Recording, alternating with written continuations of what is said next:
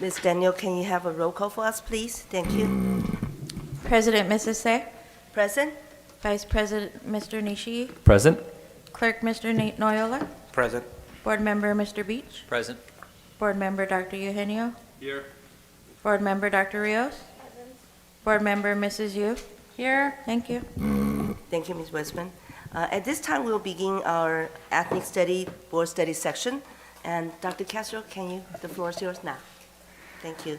Thank you, President Say. Good evening.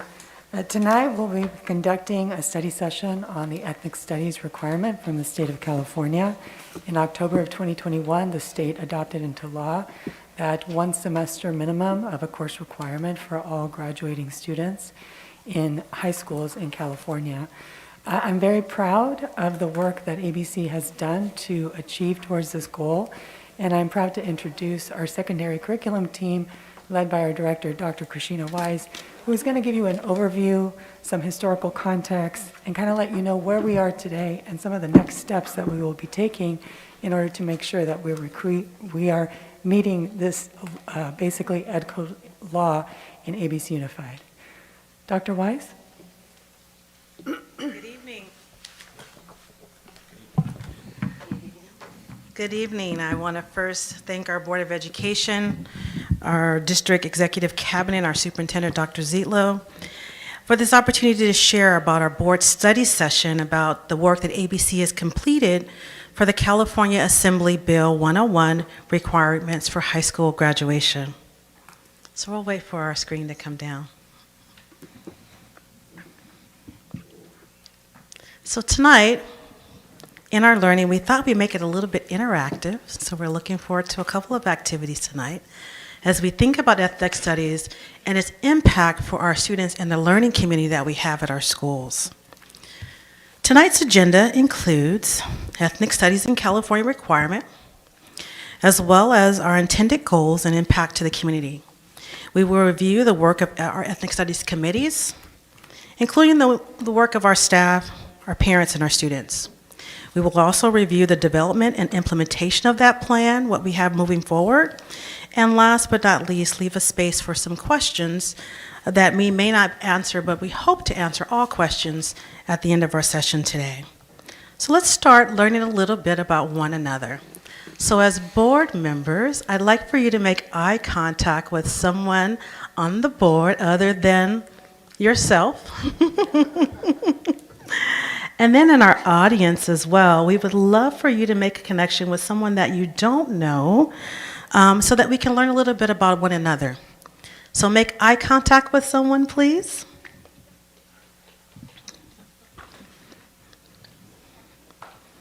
And here is what we're going to do. For 2 minutes per person, we are going to learn something about your name. So you're going to tell them the story of your name, how your name came to be, who named you, and any historical perspective about your name. So whoever that person you picked, please turn to that person. And we're going to start our timer for 2 minutes per person, and then I'll give us a little indicator when we need to switch for the next. So please tell us your name. Where did your name come from? Okay, all right.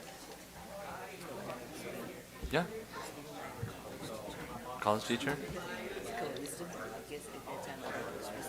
Uh-huh. Okay, Oakland Community. Okay. What's the Chinese gajian?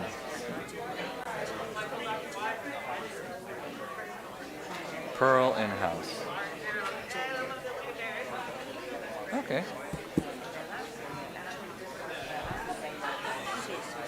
Yeah. Oh yeah, that makes sense. I thought about that. Okay. Okay, so my first name is Harunobu. It's a combination of two friends' names, my dad's best friend's names. It probably means spring something, and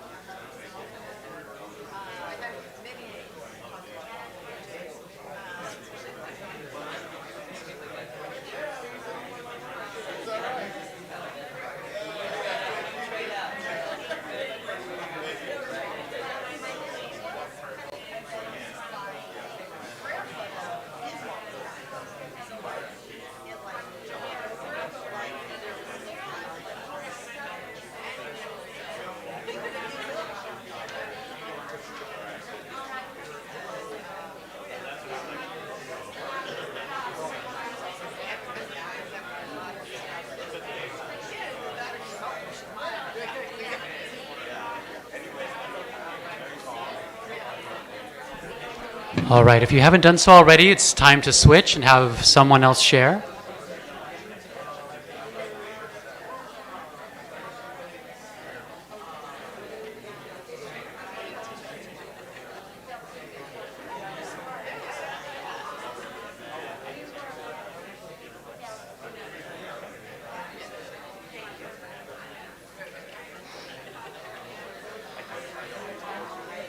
If you have not switched, please consider switching.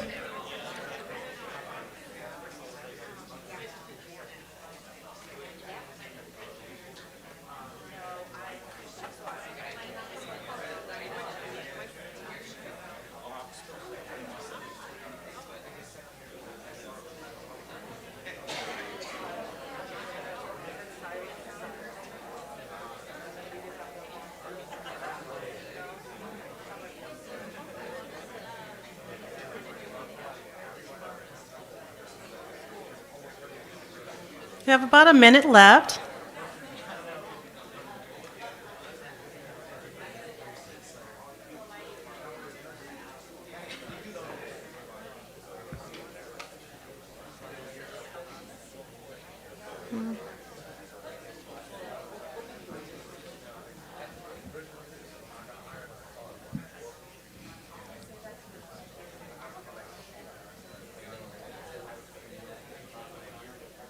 We should start finishing up our thoughts.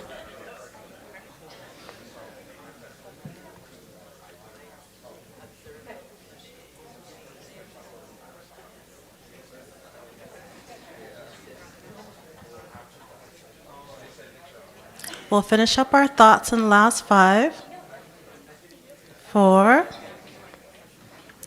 3, 2.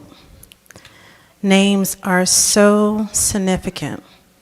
I am the only Krishna in the whole United States of America. So how did my name come to be? My parents both lived in Montgomery, Alabama, in a time where there was definitely segregation. My uncle went to the Air Forces and he married a white lady. And my mother loved her. Her name was Gretchen. And my name is Kretchena, after a derivative of her name. And so it was the first time that there was an ethnic exchange from my mother. And so that I stand in that space of love. And it changed time for Montgomery, Alabama, and I am her. I also met Danielle today. And her mother loved French names. She's a Spanish speaker, and her name is Danielle Yvette. How did she get that? Because her mother loves France. But what did I learn, and what did she learn about me? Different cultures, different places, but origins of me. And so what if we took the time in education to learn about each other's names? I think it would change the cultures in which we have in schools when there have been some places of divide. So names are significant. Making a partner by just asking a simple question as your name, we learn so much about one another, about our places of origin, about our locations and our culture. And it is that learning that makes us great Americans. We hope in this activity you received a chance to learn about one another and an opportunity to share about yourself. By learning about one another, it helps humanize, create a culture of tolerance and respect for our diverse community that we call ABC. So I was thinking, what are you wondering about? So in front of you, there should be a sticky. We want to give this time for our board to take a couple minutes and think about, what are you wondering about ethnic studies? So we'll go ahead and start that timer.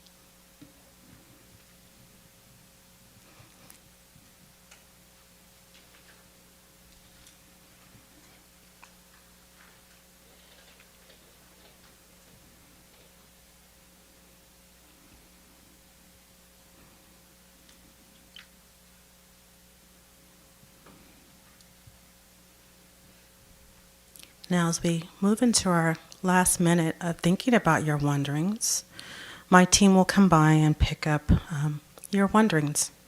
It is our hope by the end of the presentation that we have answered most of your questions, but are there any other questions? We would love to be able to answer those for you today.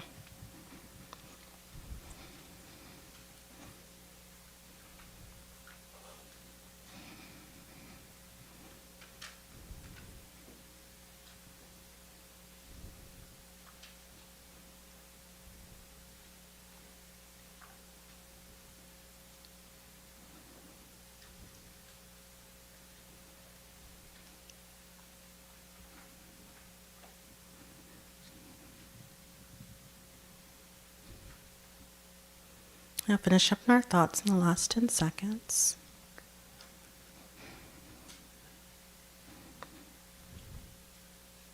And we'll go ahead and move to our next slide.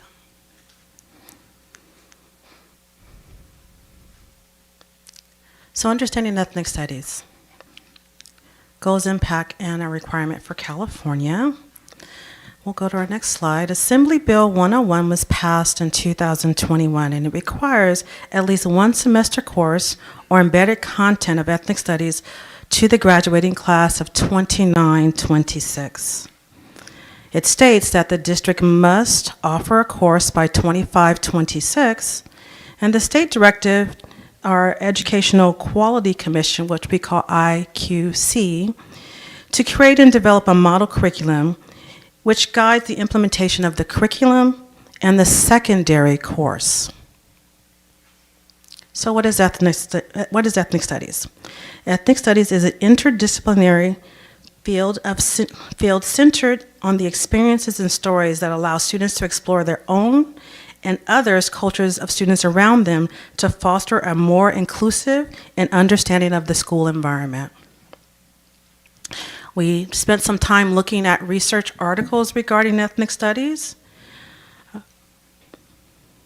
We not only looked at our framework, but we also in research, let me move the slide, we're able to look at some information from Stanford and other courses that welcome to this framework.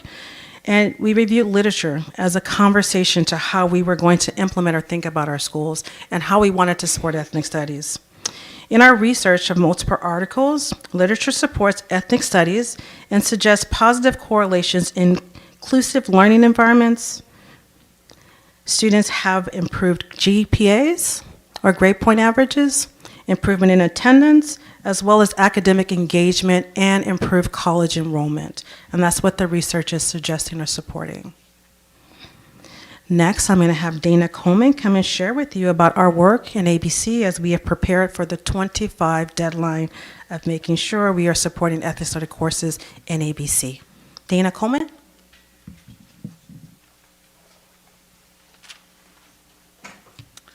Good evening. Let's examine the demographics of the students at ABC. We have 45.4% of Hispanic, Latino, Latina, Latinx students, 23.4 Asian students, 11.7 Filipino students, 7.3 African American students, and 5% white students, and 0.2 American Indian students, and about 2.5% were not reported. You can see we have a diverse group of students and families, and these numbers are almost identical at our high schools. Our efforts have been deliberate in prioritizing these students and their families. Let's consider the feedback from parents and guardians gathered through the annual California School Parent Survey. One statement says, the school emphasizes the importance of respecting diverse cultural beliefs and practices. Amongst our elementary families, 89%, followed by 86% of our middle schools, and 81% of our high school families agreed with that statement.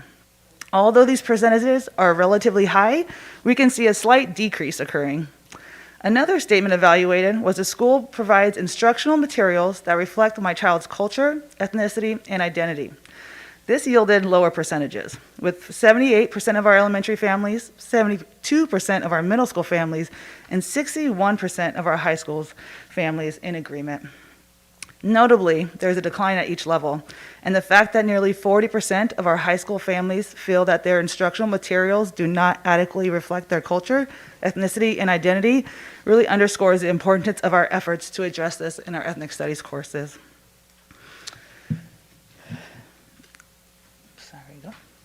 Let's now consider the findings from our students on the California Healthy Kids Survey.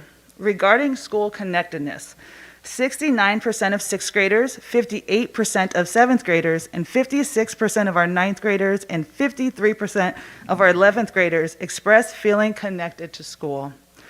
We can see a consistent downward trend again. Additionally, in terms of academic motivation, 82% of our 6th graders, 64% of our 7th and 9th graders, and 62% of our 11th graders reported being academically motivated. These declining trends are significant and cannot be overlooked. As Dr. Wise highlighted in reference of the research on the impact of ethnic studies, it is imperative that we enhance school connectedness and academic motivation for our students and families, fostering a more inclusive environment where all students feel seen and valued in their classroom. Now you're going to see a timeline. This timeline doesn't represent all the work, but it highlights a lot of the work that our committee has been doing over the last several years. So looking back at 2020, ethnic studies became a mandatory high school graduate requirement. Around this time, our Ethnic Studies Committee, English Language Arts Diversity and Equity Committee, and State Seal of Civic Engagement Committee were formed. The following year, Artesia High School and Cerritos High School introduced our Ethnic Studies course. Although Artesia High School has offered this course since 2019, it was adapted to align with the model curriculum. Simultaneously, the ELA Diversity and Equity Committee began incorporating culturally relevant texts into their classrooms. Continuing, professional development has been ongoing since the formation of these committees. Last school year, the committees collaborated with Los Angeles County of Ed during their 3-day institute, where they provided information and resources on Chicano, Chicana, Chicana-X, Latino, Latina, Latinx, African American, Native American, and Asian American Pacific Islanders studies. Additionally, our committee participated in a course at the Harvard Graduate of Education and receiving training from Facing History. This focused on anti-bias training and culturally relevant pedagogy. This year, we introduced Ethnic Studies course at GAR, the same one that is being offered at Cerritos and Artesia. They began developing their course, their alignment, and we also began to establish our other course offerings and develop those assessments and alignment.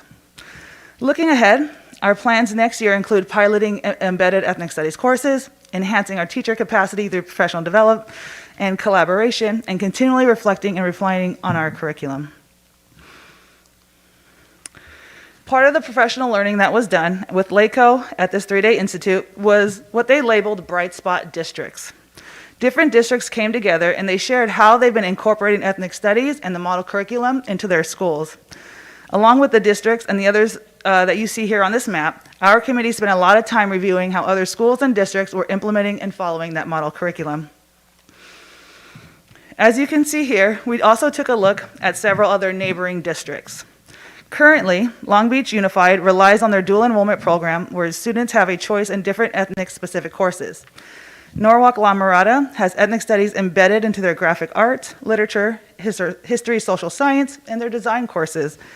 Los Angeles Unified has a range of courses that are ethnic-specific, primarily in their English and history social science departments.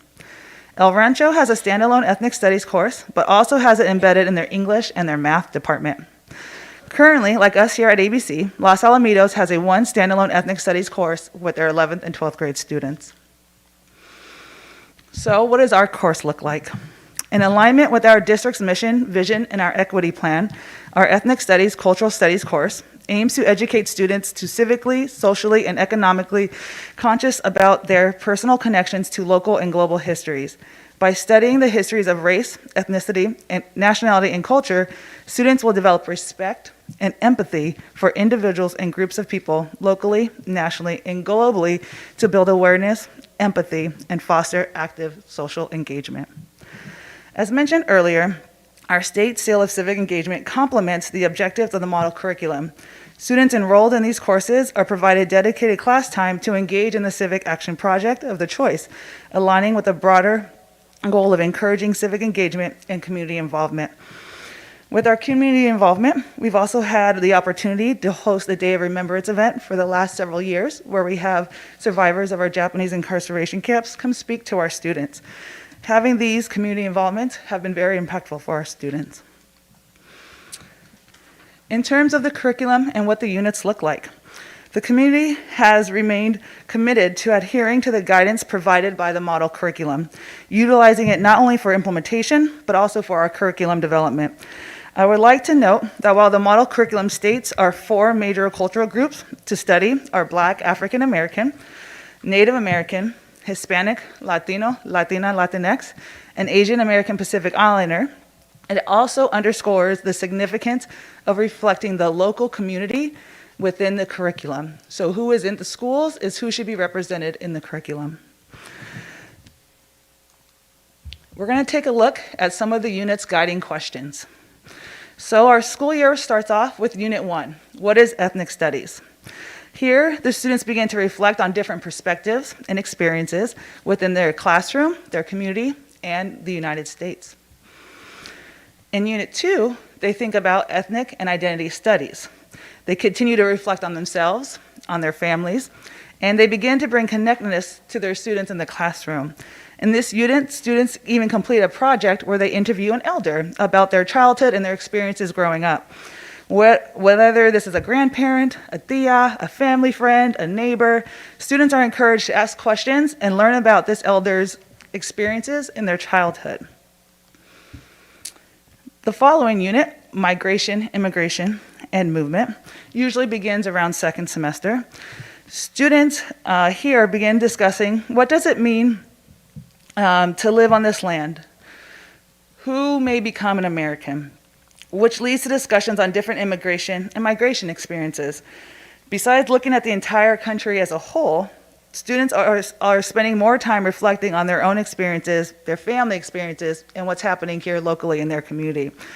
During this unit, the students, when they begin to spend more time on the state seal of civic engagement, so when they're looking at issues going around the world, around their community, they could have time to determine what action they may want to take. And lastly, Unit 4 is the systems of power. At this time, the students explore how individuals interact with society, how society grows people, how society groups people, and explore how different factors have shaped the experiences of ethnic communities in the U.S. during migration and other movements. At this point, I would like us to take a second and look at our questions and see maybe how you would have to answer these questions for your family, your experience, or your situation.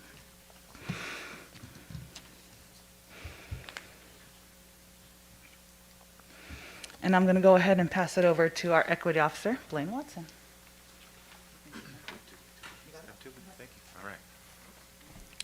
All right, good evening. Good evening. I am very happy to be here tonight to talk about how we've been engaging our ed partners and also our community in this Ethnic Studies initiative. So there have been several groups that have been engaged in the work to collect feedback and input on the work that we're doing on our curriculum and specifically the representation of our students. To name a few, we've been working with the Black Family Circle to collect their input and ideas around how Black families and students are represented in the curriculum. We've engaged the Diversity, Unity, and Equity Committee as well to talk about how the issues and pillars of diversity show up in the curriculum. Also, we've been working with our teachers who've been piloting the courses at our high schools to collect input about how the work is happening on the ground and what the work looks like in terms of perspectives and perceptions from students. And so we've been working, I want to say, we've had a concerted effort to work with our community to make sure that various perspectives are represented in the curriculum that we're proposing. So I'd be remiss if we don't recognize the wonderful work of our Ethnic Studies Committee. So I would ask if members of our Ethnic Studies Committee could please stand so we can recognize you here in the community. So please stand. I'm going to give them a round of applause for the wonderful work.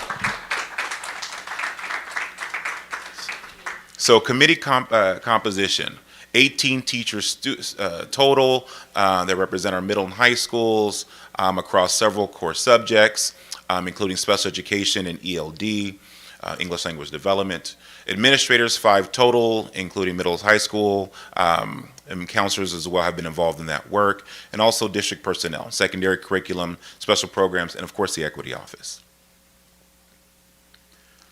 So the work is really about our students. So we want to take some time to have us listen to the perceptions of this work and the impressions of the experiences that our students are having in the classroom. So we'll take a couple minutes to listen to the video. Do I need to push play? I do? I'm sorry, Scott. Yeah? I think it's you. And there's just a special button here. Here we go. Yeah, thank you.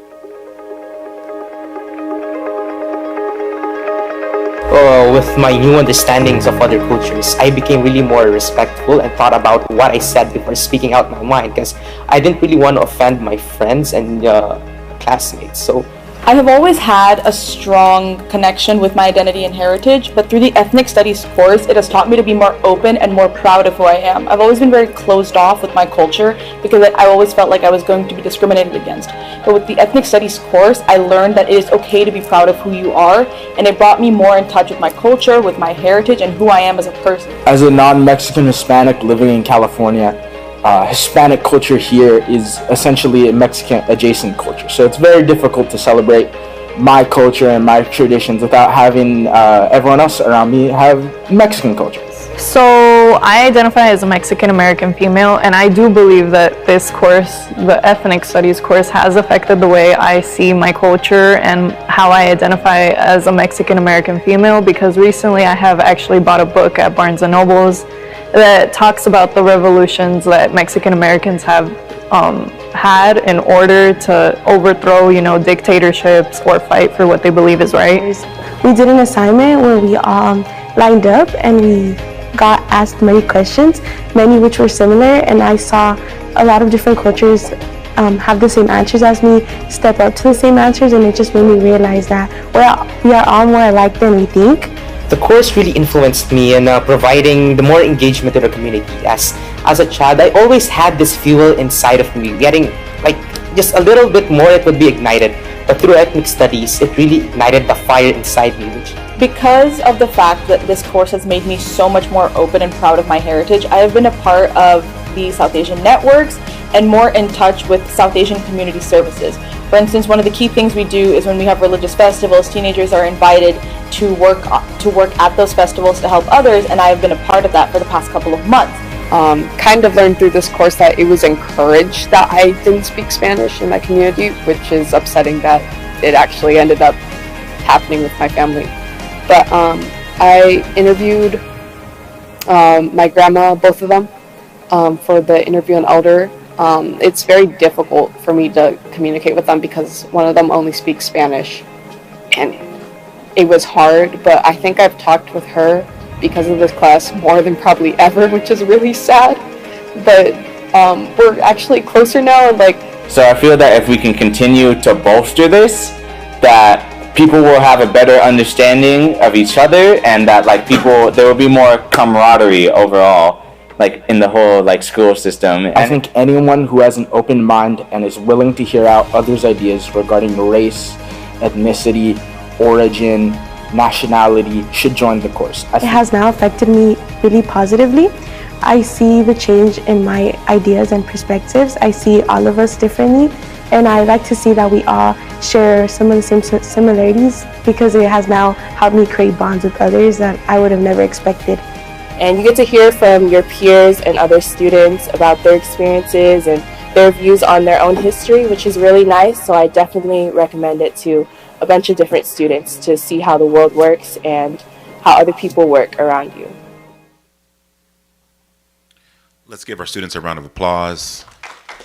Thank you. And our teachers for inspiring such greatness. Our kids are much more ready for the world.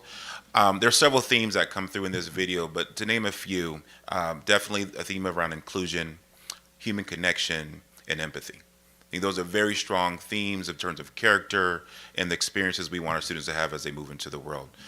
At this moment, we have two of our wonderful teachers, Mr. D. Scorza and Mr. Miguel Canales, who are going to talk with us about their experience and what this means, right? What the work has meant for them. So we're going to start off with Mr. D. Scorza from Tracy High School. And the first question, Mr. Scorza, is can you share examples of how students engage with the course? It's very similar. Hello, everyone. Sorry about that. How you doing? It's very similar to what you see in the video. I mean, the way we open up our classrooms is to begin to search inward for the students' history. We want to approach them learning about themselves as the main part of this course. If you look into yourself and you celebrate yourself, then it's much easier to have confidence and learn about everyone else too. And when you get that confidence, you begin to engage with others in a way that is much more connected than it would be if you didn't have said confidence. Loving who you are, learning about your grandparents, your parents, where you come from, the things that the people that you come from may have created, invented, it just changes your perspective on who you are. And then when you sit next to someone else and you realize all of those beautiful things about yourself, you realize that person next to you has a similar story. It may not be the same, but it's something beautiful about them and their past and their history that you can connect to as well. And when you do that, then you are more willing to engage. And what happens is our students are much more ready to engage with one another when they're in these classes. On my campus, oftentimes the students get into small groups and segregate themselves. But what I see in my classrooms is that pretty much evaporates after month 1 or 2. And everybody's interacting with everybody. Everybody's talking to everybody. They're learning. they're willing to listen, they're willing to hear, and it just changes the environment greatly. Thank you, Mr. Scorza. Mr. Canales, what impact do you believe this course has had on the broader school culture and community? First of all, good afternoon or good evening to board president, vice president, trustees, and everybody, my superintendent. It's a pleasure to be up here in front of you and to answer the question. I teach at Gar High School. Gar High School is selected again a distinguished school, a best school in America. And on paper, we like to talk about the diversity, but this course actually acknowledges that diversity. It allows the individuals to focus on their multi-layered identities. It tries to get rid of the narrative of just the single narrative. We try to make sure that our environment is empathetic, is respectful. We have great conversations where we're genuine and open.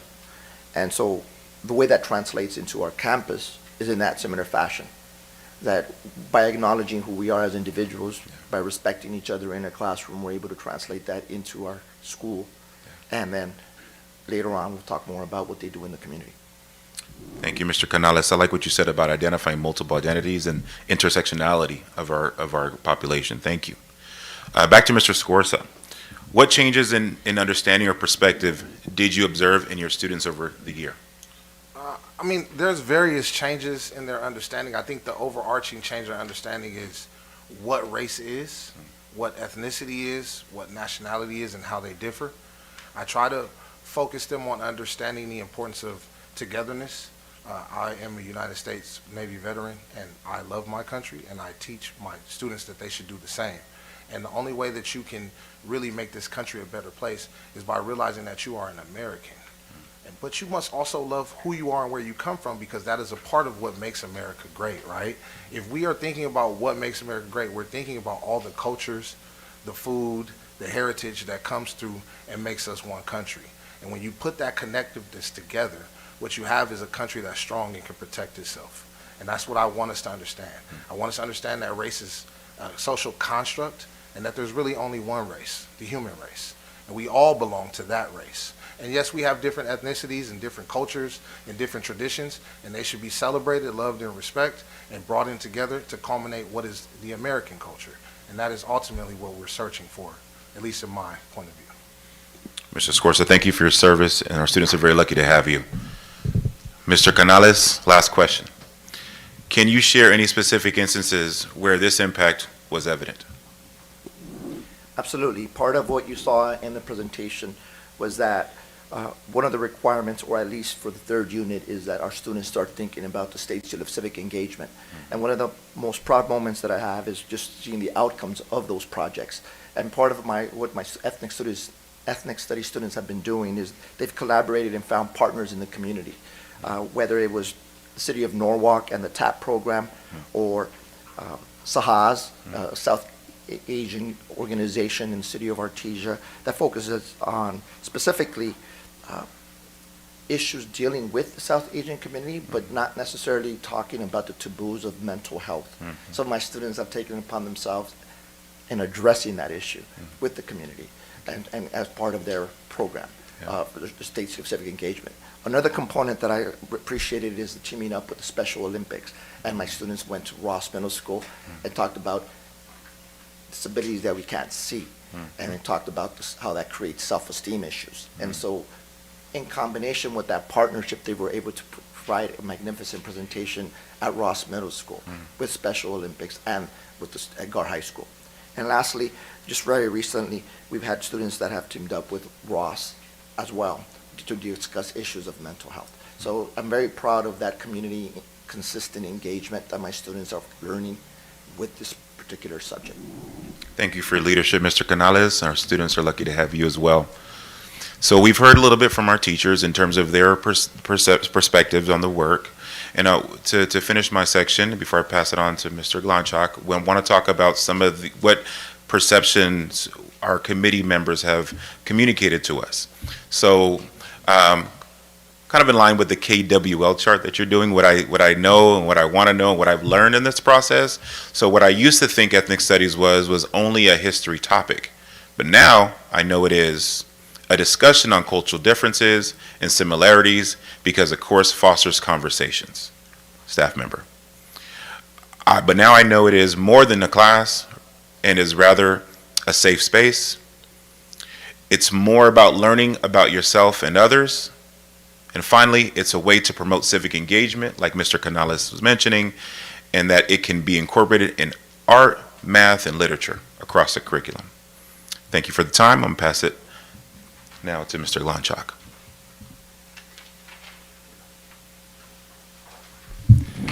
All right, good evening. I get to speak with you a little bit about our development and implementation plan going forward over these next couple of years. And so I'd like to begin with, as Dana described, ABC is ahead of the state timeline at this point because we already have ethnic studies on 3 of our campuses. However, we do need to scale up. Obviously, we've got these next 2 years to really begin to scale this up to the point where all of our freshmen who enter 9th grade in 2026 will have ethnic studies courses available to them by the time that they graduate in order to meet the requirements. So our Ethnic Studies Committee, to do that work, has really considered several different options in terms of how these courses will be developed and land at our schools. And so some of the questions that we wrestled with were, should this be a standalone course, just ethnic studies as its own topic, or embedded into other topics of history, ELA, world language, art, what have you? Should it be a year-long course or a semester course? Should it fall early or late in the students' high school careers? Should it be one course for everybody? Everybody takes the same thing, one option, or should we offer varied offerings and options to our students? And so the result of all of this, as we considered these things and considered our own schools, knowing the amazing programs and things that we have already running in our schools, one of the considerations is we did not want ethnic studies to push anything out, that it becomes a requirement that takes the place of something else. And so you'll see that our Ethnic Studies Committee took a vote after studying all of this, and 90% agreed that we should develop a variety of both standalone and embedded courses so that students have options for completing the ethnic studies requirement. And it's not going to push a student to not be able to do something that they had set in their academic plan. But we want to give them different ways to accomplish this. And so to demonstrate this, I'm going to show you 3 different academic plans, just as samples, and ways that ethnic studies could fit into that plan differently. And so our first sample student here is a student who loves English and research and writing. And so you can see they're taking the AP Seminar and Capstone courses that we're going to be soon offering at our campuses, AP English Language, AP Psychology. This is a student who, in their last year, wants to do journalism and maybe be a 4-year athlete. And so for this student to do all of that, maybe the best place for ethnic studies to be taken care of would be in their 11th grade U.S. history course, for it to be embedded there. Our second student here is a little different. This is a student who maybe loves science and math. You can see they're in the accelerated math program. They're in green. They're taking a lot of their electives are AP Science, AP Math courses. This is a student who may complete a CTE course pathway in, let's say, engineering or computer science, those 2 courses. And so for this student to fit all of that in, maybe the best place for ethnic studies to fall is in their 10th grade English course.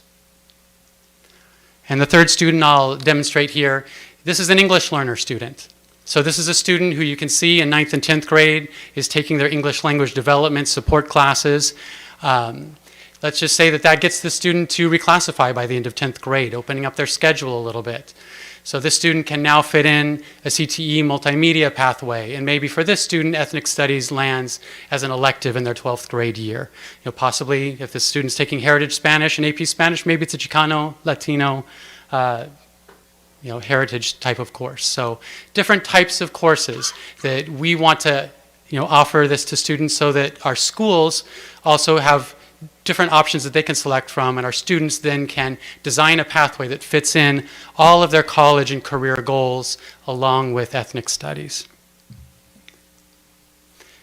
This also fits with dual enrollment. As you know, our early college programs are expanding in our district. They're now at 2 schools and soon to be 3. So some of our partnership with Cerritos College right now has us offering Sociology 210, which is also an ethnic studies, ethnic relations course that would fulfill this requirement going forward. And we may explore the courses here at the bottom of the slide in the future. We don't currently offer them, but things that are options for us that are offered through Cerritos College. And so how we're going to sort of arrive at this is to pilot courses over the next couple of years. And so you can see we've got a 2-year plan here for things that we're going to pilot as we scale up our ethnic studies offerings. So for next year in 24-25, we're going to continue to offer the ethnic studies course that these two gentlemen teach, along with our teacher at Cerritos High School, to continue to further develop that course as a standalone 1-year elective. The 2 new courses we're going to pilot, one is a 10th grade English honors course, where we're going to be embedding the ethnic studies content. And we've got teachers from GAR and Whitney working together on that course for next year.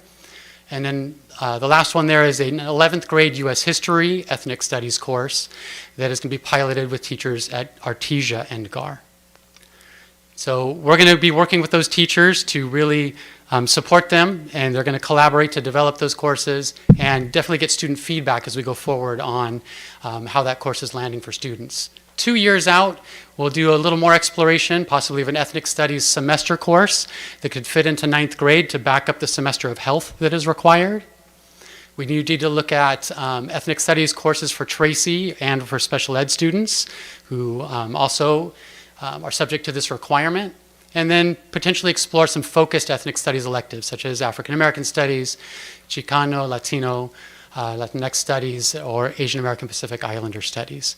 And so with all of these courses, the pilot process is really about our teachers collaborating to look at the model curriculum from the state and begin to implement it into different content areas.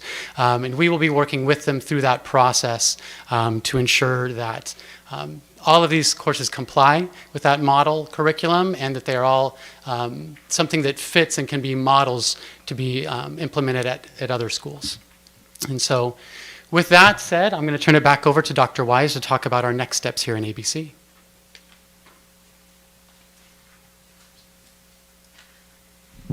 So we do have some next steps as we continue to work with our teachers and really building capacity. And so we know that as of now, if the data reports that we have nearly 80 teachers that are interested in learning more about the program. We have nearly 30 teachers that are willing to teach the course. And so we will continue to provide professional development opportunities for teachers. In terms of community, we will continue to engage our communities in activities like our Parent Leadership Academy so that they are also aware, build a website and a fax page so that if parents have questions, they'll be able to access our website from that. We'll go to the next one just for the sake of time. So I wanted to directly answer some of the questions. Can any teacher teach ethnic studies? And the answer is yes. California requires a teacher credential, and we know that we require professional development and support for teachers that are interested in the course. Number 2, which is a large question for us, what is the difference between critical race theory and ethnic studies? And so critical race theory is a law class that really speaks about race, law, and power. Ethnic studies is different because it works on the uplifting of communities from a historical perspective and really looking at how other cultures have highlighted and added to our community. So it's adding perspective to our history and the history of America. We'll go to the next one. Last but not least, is there an option for my child to opt out? California is specific, and our board policy supports that our 9th grade class will be the class that will be entering the requirements in 2026 for our graduation requirement. That will be for the class of 2030. We'll move on to the next one. And so I want to make sure that we say a couple of things. Ethnic studies is not exclusionary or designed to create division or conflict in the community. It is not a platform for political advocacy or promotion of specific ideologies. It is not to foster hate or negative attitudes towards any particular ethnic group or perspective. It is not biased, nor does it reflect the primarily viewpoints of an instructor, anyone or any group. But what it is meant to do is to be academic study and discourse on diverse cultural histories, experiences, and contributions to the United States of America. It is meant to be comprehensive and inclusive of various ethnic groups and fosters understanding, but most importantly, respect for all. It is meant to represent multiple points of view and fairly objectively focus on historical fact. And as you've heard from our great teachers, to have our students engage in civic assignments that make our communities all better for us all. When we understand each other, we understand ourselves, we build better communities for our communities. I have to give a special shout out. Dr. Castro started this work back in 2018. And we have some parent communities that came to support this vision. So I'd like to say hello to our members for the Black Family Circle Parent Advisory Committee that's here. I'd also like to represent our DO Committee that's here. DO Committee, Clerk Neola and Blaine Watson. And also to our families from the Day of Remembrance. They have been nothing but an inspiration, but a point to show that when we learn about different perspectives, our students have been overwhelmed with the Day of Remembrance and learning about that experience so that it never happens to a community again. And so how do we do that? By telling the stories of our community. So I'd like to have our parent groups please stand. Please stand. Thank you very much. That's you. That's you. And my friends here. And thank you for your leadership with pouring into our students. We have learned so much. Thank you very much. So we're going to look last at our last questions that we have, and hopefully we will address most of the questions from the board. So Dana and Brian, if you don't mind coming up, and we'll take a look at the questions to see if we have any questions that we have not answered tonight. You guys have any questions? Any questions? Well, this is time to ask questions, right? Okay, they're going to go to things like that. So I think we did a fairly good job answering many of the questions on the board here. One of them was what options will students have. I got to speak a little bit about that. Different courses are being developed, and when will the requirement take effect? It will take effect for the freshmen entering in 2026, the graduating class of 2030. I want to know who will be teaching the course. And so right now we have, as we said, 30 teachers, as we surveyed, that were interested in potentially teaching ethnic studies, 80 that were interested in just finding out more. They want more information. So from across subject areas. And so we'll be developing those along with our pilot course. What does the research say? I think that was something that Dr. Wise spoke to about the research saying that it is raising students' attendance rates, college going rates, and engagement with school. Some of the other ones that were here. I think several of them talked about, will this include students learning about each other, developing empathy, those types of things. We absolutely believe that, and that's definitely why we wanted to have the teachers here to share that impact and to share the student voice video with you. So at this point, those were the questions that you put on the Post-its. We wanted to open it up if you have additional questions for us. Okay. Do we have my colleague, do you have anyone? Yeah, push button number 1 will be board member Ms. Yu. Next one will be board member Dr. Olga Rios. Well, thank you so much, Dr. Christina Wise and the staff and the committee. Thank you very much for this very important topic, because I grew up in LA, immigrated at 8 years old, so I didn't know that we were going to be faced with this. And the title is great. Ethnic study, and I was part of the committee when it first began for the Asian studies, because in the Korean community, Korean teachers were just so excited.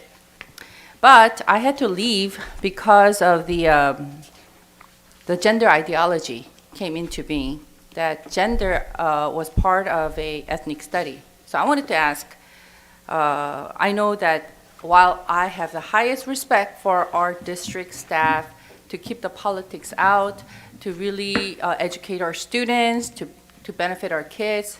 And I know that I have the highest respect for our ABC district, and I know that we will do well. We will continue to thrive, while the neighboring districts are struggling, but I think that it's very important to define and to be clear about what is ethnic studies and what is not. Can you answer what's happening with the gender ideology? Because that is a huge topic to many, many parents and many families. One of the questions we ask, and so if you look from some of the activities that we have, is for students to be able to identify themselves or to find themselves. And so that we don't necessarily teach about any other gender identities. We do recognize that students come in all forms and shapes and have all different perspectives. And so they're allowed to talk about their identities, but not in ways to engage other people, but just to more to in defining themselves. Dr. Castro, would you like to add anything to that? Yes, if we examine the PowerPoint presentation where the team talked about the units that are covered from the model curriculum, you'll see that there's major cultural group studied. That's why it's in the term ethnic studies and not gender studies. So the emphasis is on the major cultural groups. And so that is what we emphasize in ethnic studies, is the cultural groups that are existent within our community and in California. Absolutely, because we have like 45% Latinos. Absolutely. And only 5% white in this district, right? So it's so important to cover all those. And where I'm from, I love to learn about my roots and the early immigrants and their contribution to this wonderful, fantastic, country that I love and call myself proud American. Now, in this page right here, what is not biased, reflecting primarily the viewpoints of the instructor, any one person or group. Correct. During that whole, movement of Black Lives Matter, I know there was one teacher who always talked about the liberal agenda. And that was a big problem to many families, but it was just not addressed. But it says right here, bias reflecting primarily the viewpoints of the instructor, any one person or group. Now, does our district have a plan when we have individual teacher who constantly talk about it in the classroom? So we have tried to address the issue of bias, and one of the ways that we do that is through professional development. So we actually have professional development to talk about being non-biased. But I thought it was really important for you to meet the faces of the teachers tonight and hear their perspective, because they're really the pioneers in leading this work in terms of their perspective. Now, not all teachers will be teaching this course. I know based on our informational to teachers that they will have to decide whether or not they're going to be able to make those requirements or be interested in teaching those courses. For the most part, from the committee, I see teachers that love students and want to, their goals, and you heard it from both of them, is really to build on the cultures of their schools. And so, although that was one incident, we always have spaces where we guide and help our teachers to make the best instructional decisions for our students. And ABC prides itself on hiring the best. And so we would have to continue to work with any teacher that would do any work that is any contrary to what our main philosophy or vision is for ABC and for our students. Our goal is to create school communities, and anything divisive from that would not be reflective of our philosophy or our vision of our school district. Thank you so much. I really enjoyed the video and the students' testimonies. I mean, that's what we would like to see. Absolutely. Appreciating their own culture and loving their parents and their sacrifices, that this ethnic studies will help family come together for the children to respect their tradition and their parents and to love this nation. Thank you very much. Thank you. Next one will be Board Member Dr. Rios, please. Thank you. I'm a huge proponent of ethnic studies. I think I was at an NSBA conference in 2018 also when there was a lot of talk, and we got to see data from other states and how promising it was. We talk a lot about student-centered learning, and everything tells us that this is what's good for kids. So I like that we're being responsive to our community. I like that you cited data that tells us that our parents here at ABC want this and are looking for it for themselves and to have the curriculum reflect their families. Relevance, we're at a time where engagement is hard. Our kids are tuning out and motivation is low sometimes. And so this, I think, is going to be another way that we address that. I like that the research cited that this improves things like GPA, graduation, and attendance. We know that attendance is a huge issue for a lot of our schools. And so again, giving kids one more reason to show up, it is wonderful. I'm a product of ethnic studies, and I know how this is so big for your self-identity, how this positively impacts who you are as a person in a global society. You know, collaboration is one of those 21st century skills that once we get out of our bubbles, we're going to interact with people that are different from us. And ethnic studies allows you to respect yourself and who you are, but more importantly, respect who other people are.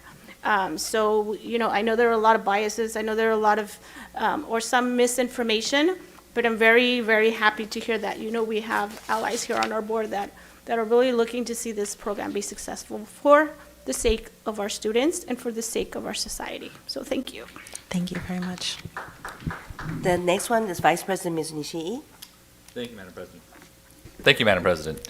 Yes, I really enjoyed the presentation. Thank you, Dr. Weiss and Dr. Castro and Dr. Watson, actually, Mr. Watson and the entire committee, talking about not only our differences, and thank you for your service, by the way, talking about our differences and our similarities to create empathy across all of our communities will help us be academically more successful. I think the studies have shown that. I'm glad how you've gone to the various conferences to understand from CSBA that it's not just one course, one thing, we gotta fill this slot. This is a cultural change where we really do not just have a one-day seminar and we check the box. We're really going to understand, and this probably reduce, hopefully, some of the violence that we've seen, some of the bullying, and maybe change the political discourse in terms of the civic engagement aspect that you're adding to this. I'm really happy that it's not just an isolated part of our school curriculum and that's the end of it, but it's also part of our families and it's also part of our political culture. Not in terms of activism, in terms of left, right, center, or whatever. It's more in terms of being engaged with our specific communities. I do have some questions, though, in terms of the logistics of it. I noticed that some of it will be elective, so it's Afro-American, Chicano. So if you're taking those particular specific areas, you won't actually get exposed to the other cultures in terms of the pilot plan 2016, right? Or 2025, 2026. Those are some of our dual enrollment courses, and so during the summertime or within the school year, students actually choose to take those courses on their own. So our jobs are really to make sure that they know are aware of those opportunities. Got it. So also in terms of some of the things, hopefully there's some grants. I know there's an award out there for a successful implementation of ethnic studies, so hopefully our district can apply for that and some grants to implement them. I think there is something in the legislature about providing that sort of support to us. Whether or not that makes it through the budget in this year, I don't know. There was one I noticed in Anaheim Union School District where they did Korean American Studies as an online course. And also UCLA seems to have some curriculum usages there. So if you can collaborate with them, I would be greatly appreciative to see what kind of results we see from those collaborations. So all those that are listed there, we actually met with LACO, and all of those school districts were there, and we were able to exchange ideas. And so everyone that you see there, we have met with them to see what their programs look like. Yeah.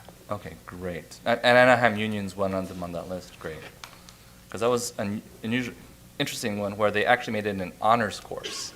So before they were not having very much success because it's hard to find that many people who are going to be that interested, but then they turned into an honors course and suddenly everybody wanted to take that class.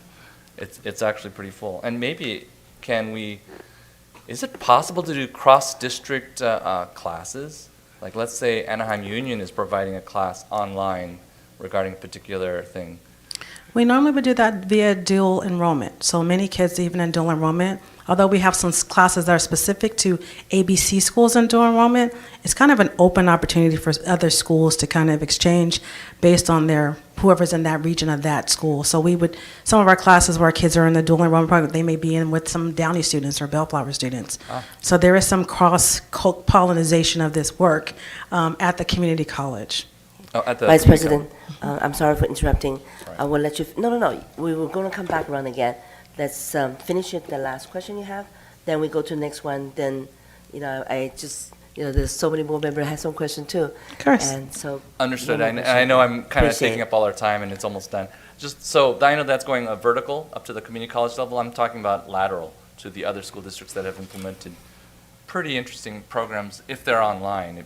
It might be an interesting consideration. I don't know how you'd pay the teacher or whatnot, but That was always just my think question. about I was going to look at Dr. Frazier to say, can we send our students over to Anaheim? Online, through the Online. computer waves. Online. Anyway, Interesting. Thank you. Next one will be our board member, Mr. Beach. Thank you, Madam President. I'd like to first thank and commend the staff and all of our committees for their hard work on this. We really got out in front of the programming, and I think it's going to pay off for us. I did want to ask, were there any mandates from the state of California that has to be in this curriculum, or do we have complete freedom to design the classes?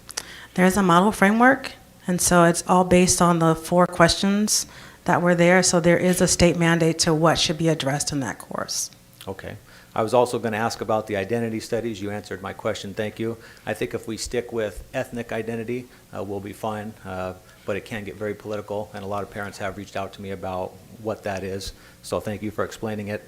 My recommendation would be that we do one course, the same class, 1 semester standalone and early in high school. And the reason I suggest that is you'll have all the students from a diverse background in one class.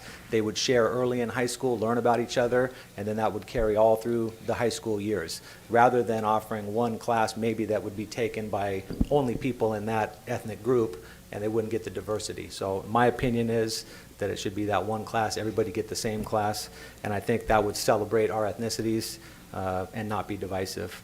And then finally, I really like the slide, what is ethnic studies? I think if we follow that and keep the politics and bias out of it, have the kids share like the testimonials we saw, they'll learn about each other, and it'll make our district a lot better. So thank you. Thank you, Mr. Beach. Thank you, Mr. Beach. And next one will be our board clerk, Mr. Nayola. Thank you, Madam President. I just wanted to start by thanking Mr. Canales and Mr. Scordoza for being here and sharing what it's like actually to have these classes already. I remember Mr. Canales, when I went to Gar High School, that his class was always very popular because not only did he very passionate about teaching, but also, giving students a voice. So now I'm glad to see that with ethnic studies, he's able to embed curriculum into his passion of, sparking that passion in students. So, Mr. Scordoza, thank you for your service as well. My question is, I know there's data on GPA attendance, but looking at our school engagement support and looking at the connectedness and students' instructional material that reflect the child's culture, ethnicity, how it declines in high school and later on in high school, is there any data that shows that ethnic studies can help bring a community or a class or a school together? Absolutely. Even if we selected these 4 items to focus on in our research, but there's research to absolutely support exactly what you're saying, especially the school connectedness. I mean, if we think about that in a story form, I remember back in the day when I was at Tetzlaff Middle School, I had a black and brown student having a conflict. And if I was able to show the black student that there was pyramids built in Egypt, in Africa, and pyramids in South America, that there's more that we have alike than we have in difference. And so being able to make those correlations for students in that way helps build us in communities. And so that's always our thought, is how do we continue to build communities by learning more about one another. Thank you. That's all. Thank you. Next one will be our board member, Dr. Eugenio. Thank you, Madam President. Thank you for all for the presentation as well. I represent Trustee Area 1 Artesia, which is heavily populated with Indians, Pakistani, and Nepalese. On the demographic chart, where are they represented? I believe they're tied with our Southeast Asian group. Will you be teaching their cultures as part of the AAPI?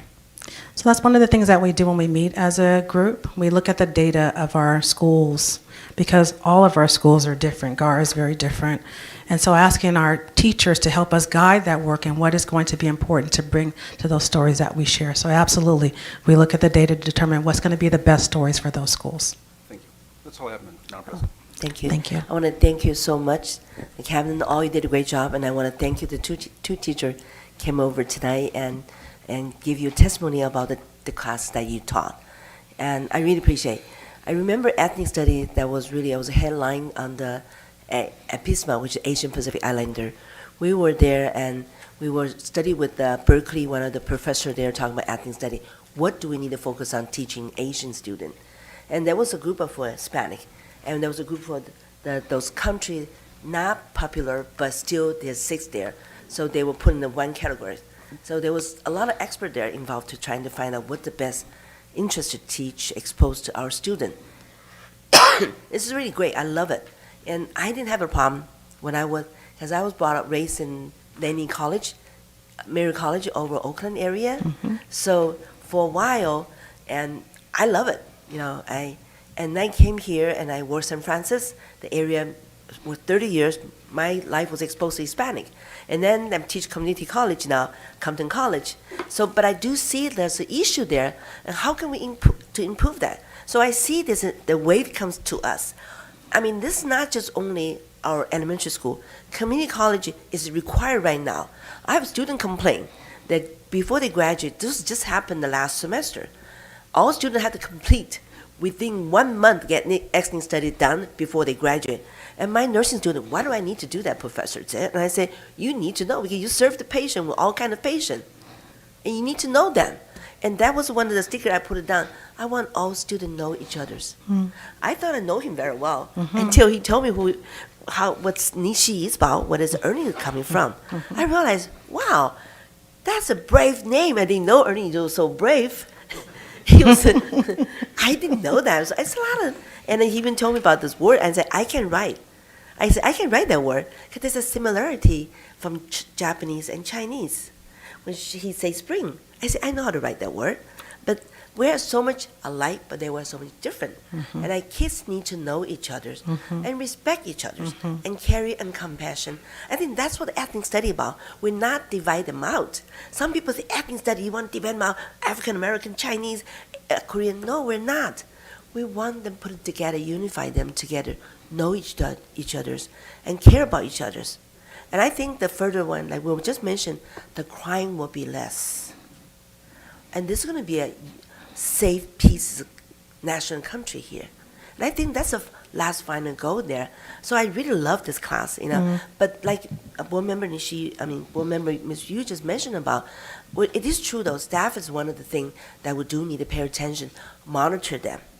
And that's that's why we have a superintendent, we have a director to monitor our teacher. When I know Miguel, I call him Miguel, I'm sorry.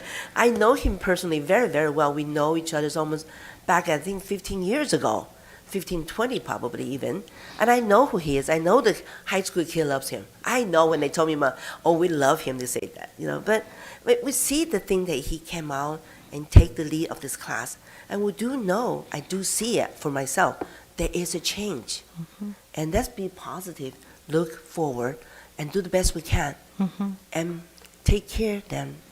They are our future. We don't do that, and there's no future for us. And I was telling them, it's a baton, a race. Pass baton to the next person. Thank you so much. Appreciate it. Thank you so much. Thank you so much. So I just want, at the end to this point, I want to say this is conclude our study section. I want to thank you all to participate today, this study section. I really sincerely appreciate. My colleague want to say thank you very much. And we're looking forward to see some exciting things coming out. Thank you.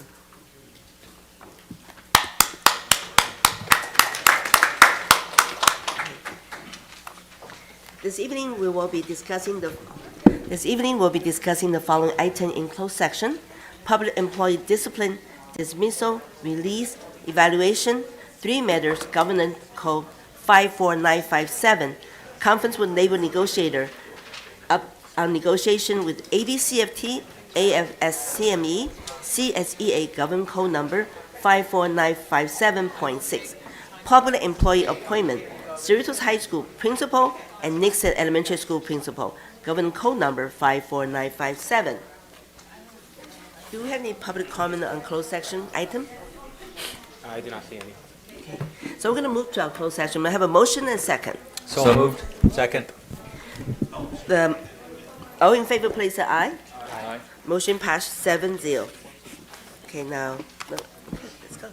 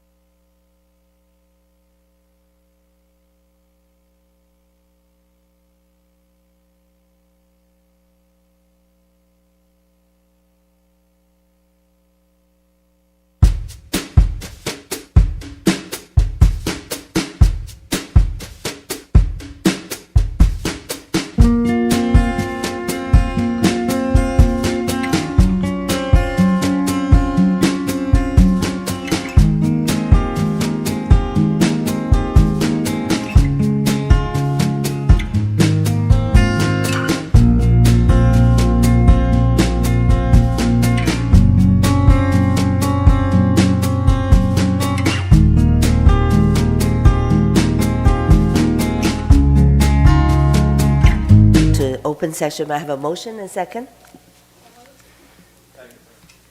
All in favor, please say aye. Aye.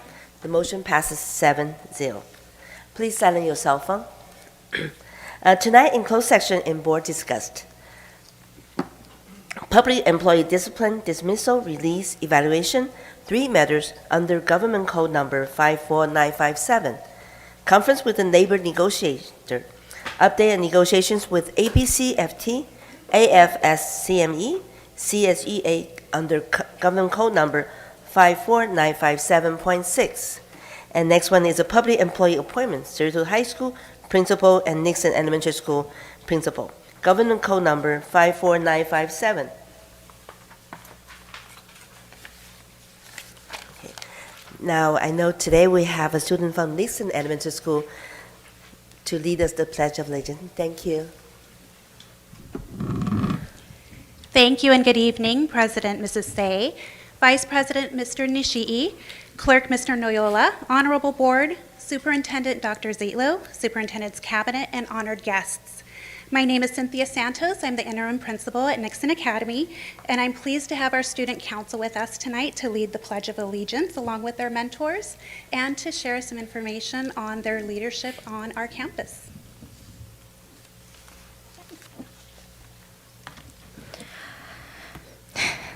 Good evening and welcome, President Ms. Say, Vice President Mr. Nishii, Clerk Mr. Noyola, Honorable Board, Superintendent Dr. Zietlow, Superintendent's Cabinet, and honored guest. My name is Carlos Castro, and I'm a Student Council Officer at Nixon Academy.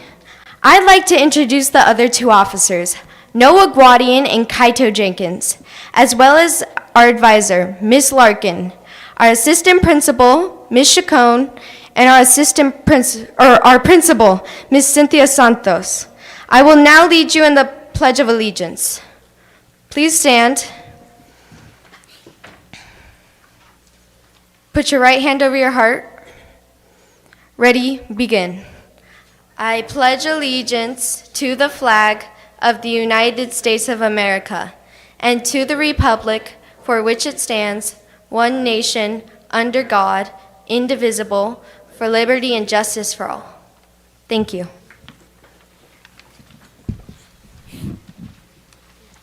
Hello, my name is Noah Guardian, and I'm a Student Council Officer at Nixon Academy. I'm excited to be here to share with you a couple of things that we are proud of at Nixon Academy. A couple of weeks ago, we held our annual Jogathon on Friday. Our theme this year was There's No Place Like Nixon. It was a day of fun and exercise that helped us raise money for our school foundation. All the money raised goes directly to our Nixon Education Foundation that supports our technology, our dance programs, field trips, safety, and more. We are excited to share with you that this year we collected more donations than we ever have, raising over $50,000. I can't even imagine all the great things we can do with that money. Can you?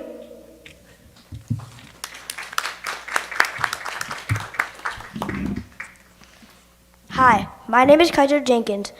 Nixon Academy celebrated Great Kindness Week, which promotes kindness, social and emotional health, and bullying prevention. To kick off Kindness Week on February 11th through 17th, we had students participate in Spirit Week. They were able to wear different outfits in order to show their support for Kindness Week. We held multiple activities during lunch for students to participate and led by our Student Council Advisor and Student Council members. Students were able to write compliments to classmates or staff members, and they were delivered at the end of the week. Students were also able to contribute to a kindness paper chain that stated kind acts they plan to do throughout the week. In addition, all students received a list of 100 acts of kindness that they can participate in a week, and the goal was for them to complete and check off as many as they can during that week. It was amazing to see how many acts of kindness our classmates did. Way to go, Jaguars! A couple of weeks ago, on the week of March 4th through 8th, for Read Across America Week, we created a video to share with students and staff about our favorite books, why we like reading, and why reading is important. We also had a book cover activity for students to complete. Students received a book cover template to decorate a scene from their favorite book. To conclude Read Across America Week, students school-wide in grades TK through 6 participated in reading on the grass. For the last 30 minutes of the day, students were able to relax and bring a blanket or towel to read on the grass with their classmates and their peers. It was a great way to celebrate while reading. We hope you enjoyed hearing about the fun activities that are happening at Nixon. Thank you and have a good evening.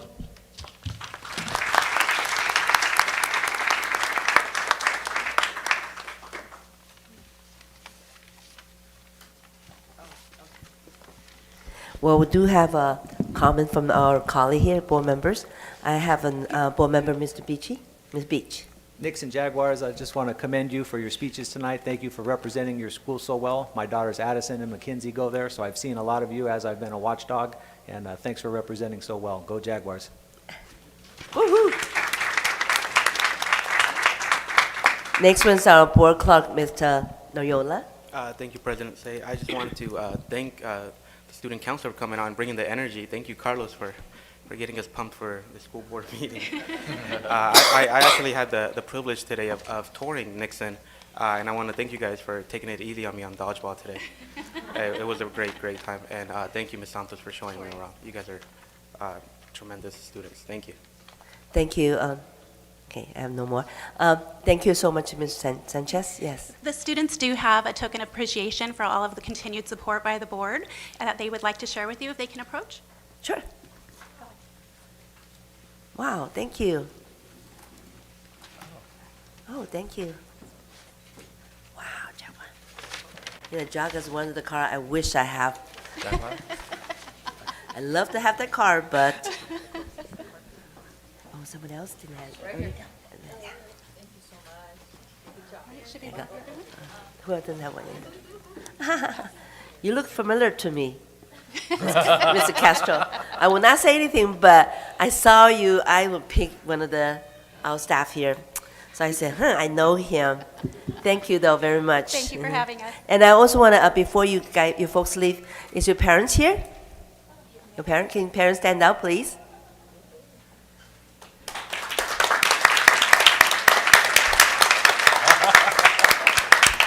Well, I want to thank you very much, bringing your child here and leading us tonight. We sincerely appreciate. And we also have your teacher here, right? I know we know Ms. Sanchez already now, but we have our teachers here, right? Yes. Okay. Oh, wow. And thank you. And we also have a lady who read, assistant principal, right? Yeah, I know you. We met you over there. Yeah. Thank you, Miss Chukang, right? Sorry about that. Thank you very much. I know this is the time you're supposed to be with your family, and we sincerely appreciate it. Take a time out and have our student do presentation today. Appreciate everything you've done. And thank you, parent, for you come tonight and share your time with us. Appreciate it. You have a good night. Okay, thank you. Go home and study. I see you, Mr. Castro. Color. Okay, next one's our recognition school to watch resignation of Ferry Middle School. Redesigning, I'm sorry. Dr. Zillo. Thank you. So we're going to take a few minutes here and recognize our Fetty Middle School team for being redesignated as the schools to watch. Ms. Macias, our principal, is here with a team from Fetty to share a little bit, and then we'll do a picture out front here. Perfect, thank you. I'm sorry to misspell the words. It's okay. Good evening, Board President Say, Vice President Ernie Nishii, Board Clerk Francisco Noyola, board members, Superintendent Dr. Zietlow, and cabinet members, and honored guests. Thank you so much for this acknowledgement. It's an honor for my team and I to be here with tonight. Being a former Fetty student, I think this, and being born and raised in Hawaiian Gardens, I believe and I feel like this recognition is extra special. It's a testament to the dedication of my staff, teachers, students, and our parents. I think this award belongs to all of us. It also fuels our energy and drive to keep striving for more and higher. So thank you so much for this recognition. Anna? Oh, no, let's have my colleague make some comment first before we start present certificate to folks. Thank you. Go ahead, I have Board Clerk, Mr. Nayola. Thank you, President Say. On top of the recognition for Fedi Academy, there's also a special recognition I would like to give to Principal Macias. Last night, he was actually designated Woman with Distinction by Michelle Steele in Congress. So that's just another testament of. Thank you. Personally working with Principal Macias, she's beyond dedicated to not just her school but her community.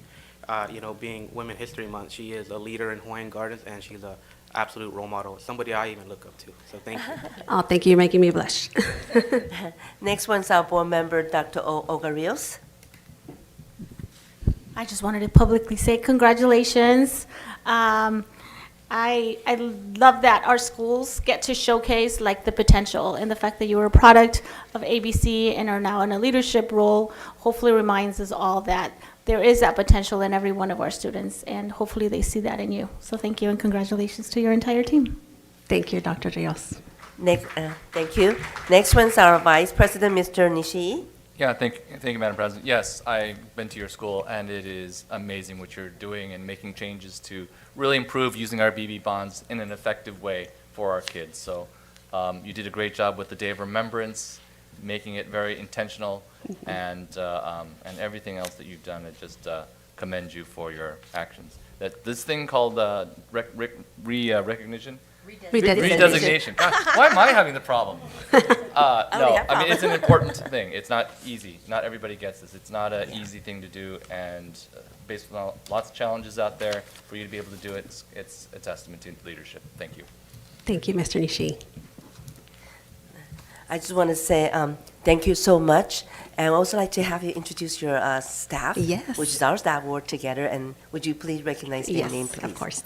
I have Mr. Ibarabol, who is our math teacher, Ms. Perez, who's our EL counselor, Ms. Allen, who's our dean, and Mr. Velasco, who is our assistant principal. Thank you, Ms. Macias. You are wonderful. Really make us so proud. Receiving a Woman of the Month, the year. We really appreciate it, and that's just another honor to your school, to Fedi School, and also to us as a board member here. You make us look good. Thank you. Oh, 'Cause thank we were you. told by other people already. Your principal over there, Ms. Macias. I was like, okay, yeah, we know that already. Thank you very much. Thank you. It was an honor. I'll pass the certificate first, then we'll have my colleague come down to take a picture with us. Okay, thank you.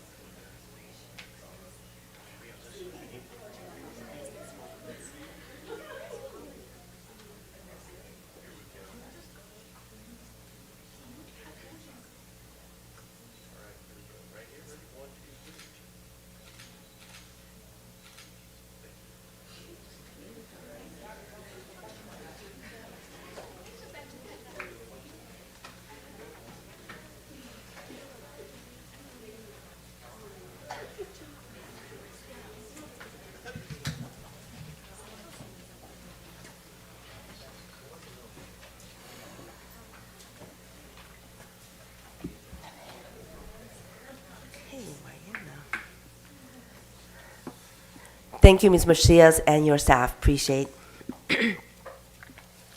The next one will be curriculum and learning experiences for students and disabilities. Dr. Rochelle Chavez, our SELPA director. Dr. Castillo, Dr. Castro. By the way, the boys are very handsome. Thank you. I believe he takes after his mother. Anyhow. Oh, wow. Good evening. Tonight, we are pleased to provide you with information regarding Disabilities Awareness Month, or Differing Abilities Awareness Month, as we also like to call it. So I'd like to bring forward Dr. Rochelle Chavez, our SEPA director, and our special ed director, Dr. Soko Verduzco, who are going to provide you with an overview regarding the importance of this month and the importance of inclusivity for all of our students of varying abilities in ABC. Thank you. Please note that the orange is for a purpose. Okay, I know it's not Halloween, so. Okay, thank you. Good evening, President Say, Vice President Nishi, Clerk Noyola, distinguished members of the board, Superintendent Dr. Zitlo, and community members. My name is Dr. Verduzco, and I am the Director of Special Education Pupil Support Services. March is the Developmental Disabilities Awareness Month. California and ABC Unified School District are joining other states to raise awareness on the contributions of people with disabilities. The theme for 2024 is a world of opportunities. When we think about disabilities, what comes to mind are physical and cognitive disabilities. Other disabilities that are not visible are speech impairment, learning, and emotional disabilities, just to name a few. The history of Disabilities Awareness Month dates back to 1945, when Congress designated the first week of October as the Nationally Employed Physically Handicapped Week to raise awareness about disability and employment. Then in 1987, President Ronald Reagan declared March the National Development Disabilities Awareness Month, highlighting the importance of providing support and opportunities for people with disability. Every year, the National Association of Councils on Developmental Disabilities seeks to raise awareness about the importance of inclusion and creating a world without obstacles for people with disabilities. The history of free appropriate public education dates back to 1973 with the Rehabilitation Act, preventing discrimination of people with disabilities. In 1974, California adopted a master plan ensuring education for all children regardless of their disability. In 1975, the Education of Handicapped Children, known as the Individuals with Disabilities Education Act, IDEA or IDEA, ensures a free, appropriate public education in the least restrictive environment. In 1977, the law changed, ensuring services for all children with disabilities. In 1982, California changed the funding model to be based on services. Also, the responsible local agencies became the Special Education Local Plan Areas, known as SELPAs. ABCUSD ensures that all students with disabilities are included in district-wide activities. Tetzlaff Middle School recognizes students with disabilities who transition from the more restrictive environment to at least restrictive environment during their awards nights. Here are some outstanding paraeducators, classified staff at Cabrillo Lane who support our students through the Workability Program. Students in the Workability Program earn a paycheck and learn responsibility, organization, and the value of employment. Mrs. Parker Gooden, a teacher at Cerritos High School, assists moderate to severe students and co-organizes the You and Me Prom and You and Me Club. The You and Me Prom offers a traditional prom experience in a supportive environment reflecting the club's aim of promoting social opportunities and inclusivity for all students. The curriculum used for students with disabilities aligns with the state standards starting in the least restrictive environment in general education with accommodations and modifications, and then specialized academic instruction, the alternative curriculum, which is a more restrictive environment in our moderate severe classes. In previous slides, we recognized schools, paraeducators, classified and certificated staff. Here are other staff members who also support our students with special needs.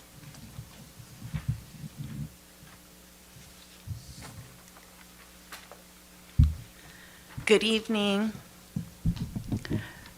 Good evening, President Ms. Say, Vice President Mr. Nishii, Clerk Mr. Noyola, distinguished members of the board, Superintendent Dr. Zietlow, and community members.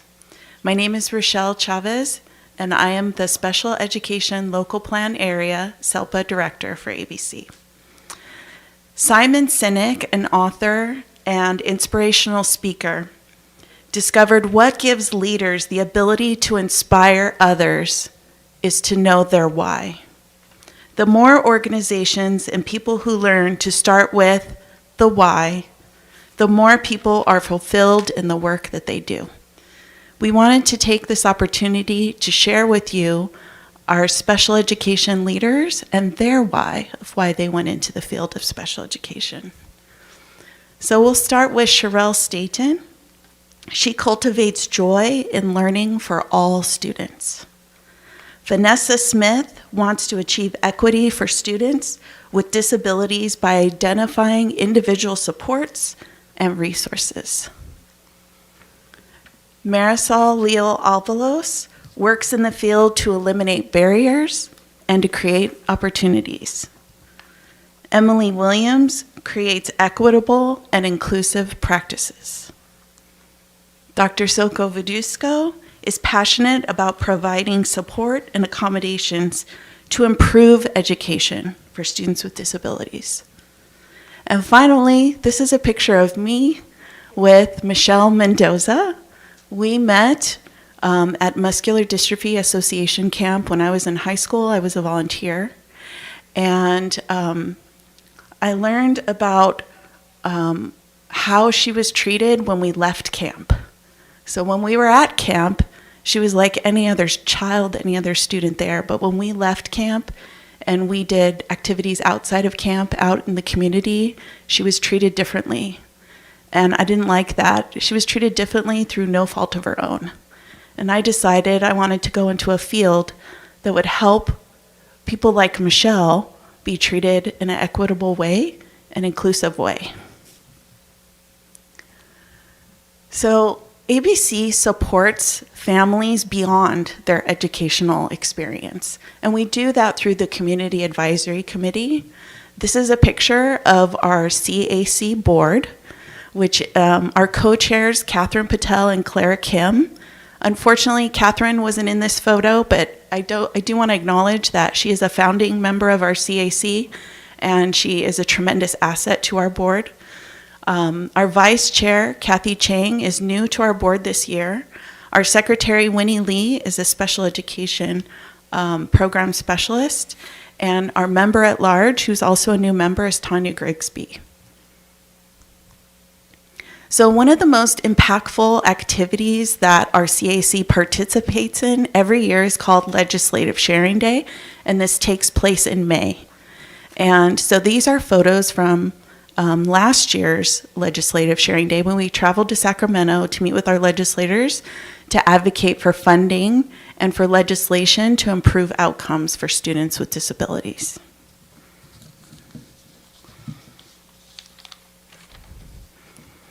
Our CAC provides a variety of workshops for families so that families can learn what the resources are available to them and learn how to work with their child at home. This is all of the workshops that we've done recently. All of these presentations are available on our website at abcselpa.us. And then we have all of our future date presentations that are also available there if you're interested. We have strong community partnerships to help our students. So the Family Empowerment Center offers workshops and resources, partnerships for parents. The Harbor Regional Center actually provides services for the entire lifespan. And so we want to make sure we connect families with those resources because once they leave the educational system, they need resources. They turn 22. Some of them are with us till they're 22 years old, and they need jobs. They need experiences that will help them participate in their community. So we make sure to connect them with Harbor Regional Center. And then the Department of Rehab and Workability And our partnership with the city of Artesia helps us to place students in jobs where they can earn paychecks. And so recently, the city of Artesia did acknowledge our partnership in a city council meeting, and they've done an amazing job placing our kids in meaningful jobs that they can do beyond their high school experience. So what are some ways that you can celebrate Disabilities Month? And one of them is you can wear orange. You can listen to the lived experiences of people with disabilities and some of the things that they've had to overcome. You can view things through the lens of a person with a disability and look for those barriers and say, how can I be part of the solution? What are some things that I can come up with that might help people to have more access? There's a really good documentary. It is for adults only. It is rated R, but it's called Crip Camp, and it is a tremendous documentary on how people with disabilities have had to fight for their rights to be a part of our community. And then you can learn about significant contributions of people with disabilities. And I've listed some here, but one of the things I want to point out on this slide is the use of people-first language or person-first language. So we want to make sure that we're acknowledging the person first and then their disability. So for example, Stevie Wonder is a musician with a visual impairment, right? Frida Kahlo is an artist with spina bifida and polio. So we acknowledge the person first and their talent, and then that they also have a disability. So avoid saying things like special education students or those disabled people, right? They are students who receive special education services or people with disabilities. We interviewed some parents and we asked them, what would you like people to know about autism? So we'd like to show you a brief video of what they had to say.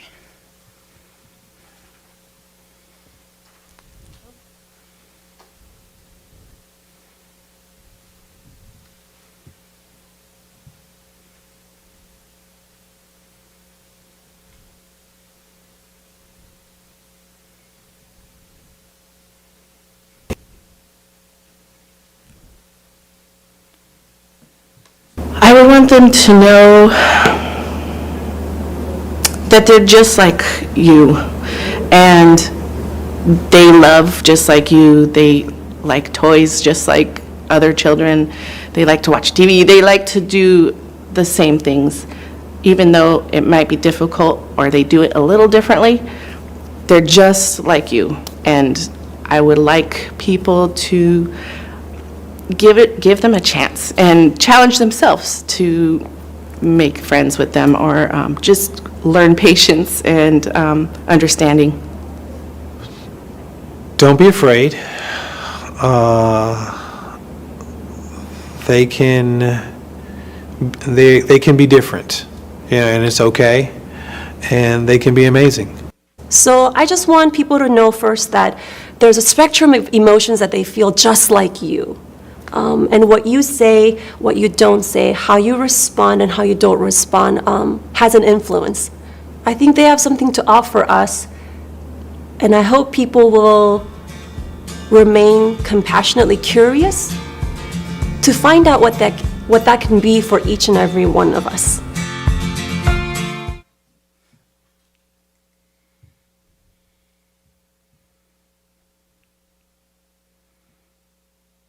And finally, I would like to close with a quote from Temple Grandin, a scientist with autism, who said, "The world needs different kinds of minds to work together." Thank you.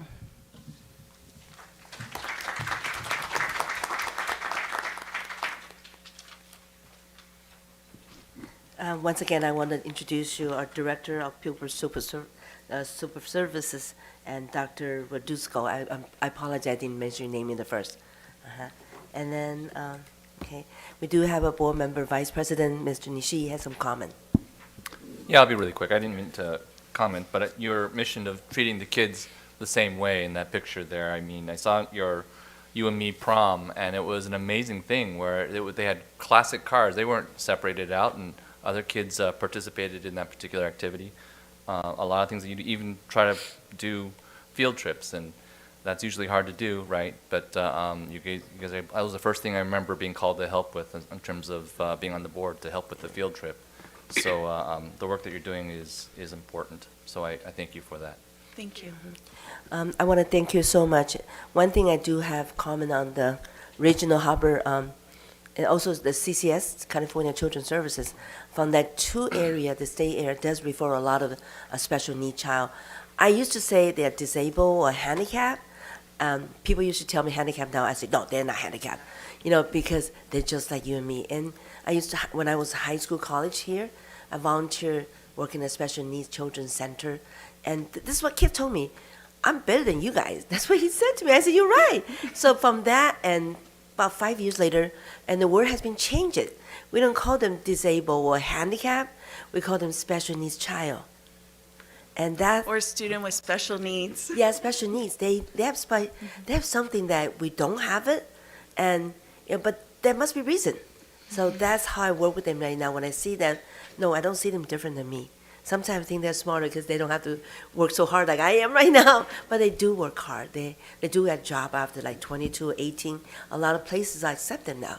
So that's a good thing about it. I want to thank you so much so now I see the people who sort of apologize for that. So I want to thank you so much for coming today. But I have another colleague here.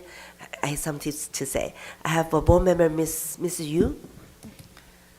First of all, I want to say thank you to Dr. Rochelle Chavez and Dr. Soko Verduzco for your compassion in working with families and children with developmental disabilities. It could be, physical or mental. But I know that some of the people that you mentioned in this presentation, they're geniuses. So I think that it's very important to identify when they're young. And many families, they raise 1 or 2 kids, average. And many parents are not aware whether their children are gifted or have a learning disability or developmental disability. Getting those services, that there are these services out there, is very important. Can you just one more time reiterate how can these families access that, if my child is a little different, how can I access these services?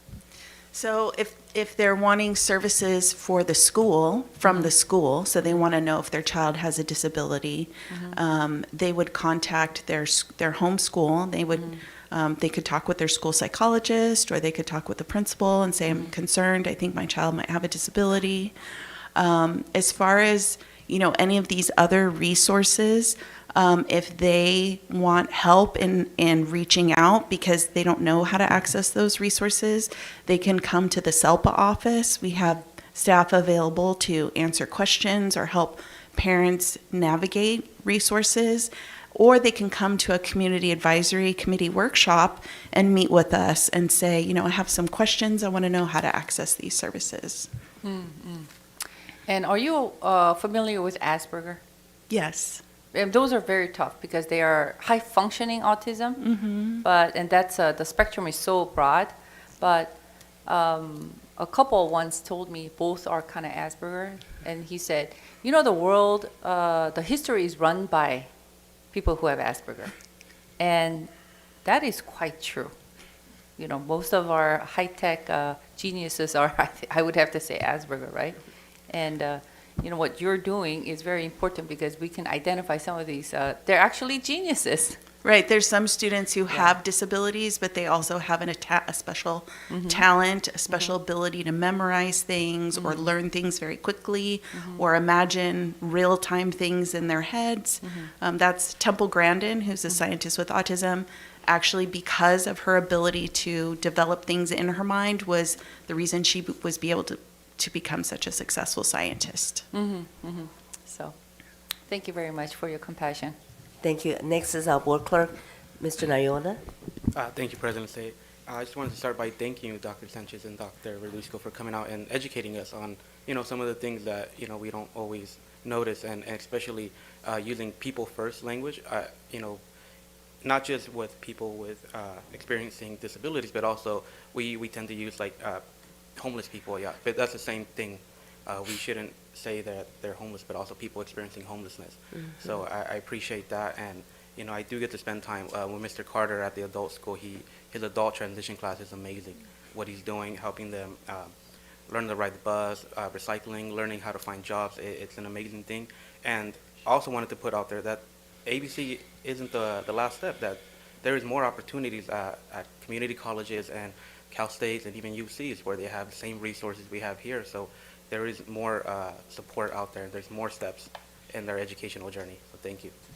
Thank you. I have one more thing to say. Actually, a long time ago, we were in the medical field. There's all the UCLA and Stanford. We had brought this attention to the school, but I don't know have we made the change or not. The change we're hoping the change is put in the highlight. Are you premature baby? Were you preterm baby? That was one of the things that I was the coordinator for high-risk infant follow-up clinic, which is I was under the California Children's Services. When we identified, Stephen Wonder was one of the medical evidence that proved to us how we manage to use oxygen to the baby, especially premature kids, because we overuse or underuse oxygen. So that's why at that period of time, the people got eye damage impaired, can see it. So, but medical has been changed. But we also identify, say, hey, this is a group of kids may need a special focus on them, and we hope we can not just go TK, we want to go preschool, we accept those students. So I think, this is just open our staff eyes. I just want to know if you can follow up that'll be really great. One of the mission column, are you premature baby? Are you 35 weekers? Those is a high-risk patient geared towards the cerebral palsy. We have other issues, iceberg, all the things could lead into that person born early. So if we can add that in, we can save a lot of child, and they can be ahead of the game, can go back to school just like you and I. Thanks. Sorry about that. Thank you. And thank you again for both of you who came tonight.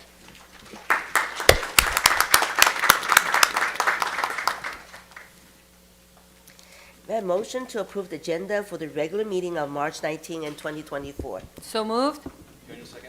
All in favor, please say aye. Aye. Motion passed 7-0. Next one's approved minutes. We have a motion to approve the minutes of the regular meeting March 6, 2024. Motion and second, please. So moved. Second, Sue? All in favor, please say aye. Aye. 7-0. Now is my report. First, I want to thank you, Dr. Zillow, and her cabinet for taking the time to meet with the staff and elected officials from the cities that we served yesterday. When I became a president, I said I want to improve communication with our city partners, and that's what we're doing. Recently, I spoke at city council meeting. Then I asked Dr. Zillow to invite our city partners to meeting where we could give them an update about the great work that we are doing for our students. I would like to thank staff and elected officials from Atisha, Cerritos, Hawaiian Garden, Lakewood, and Norwalk.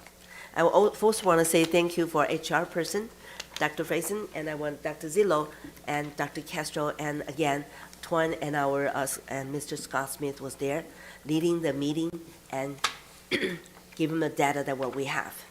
And those people who are attending our council meeting with our partnership district, the entire Atisha City Council, city manager and deputy city manager.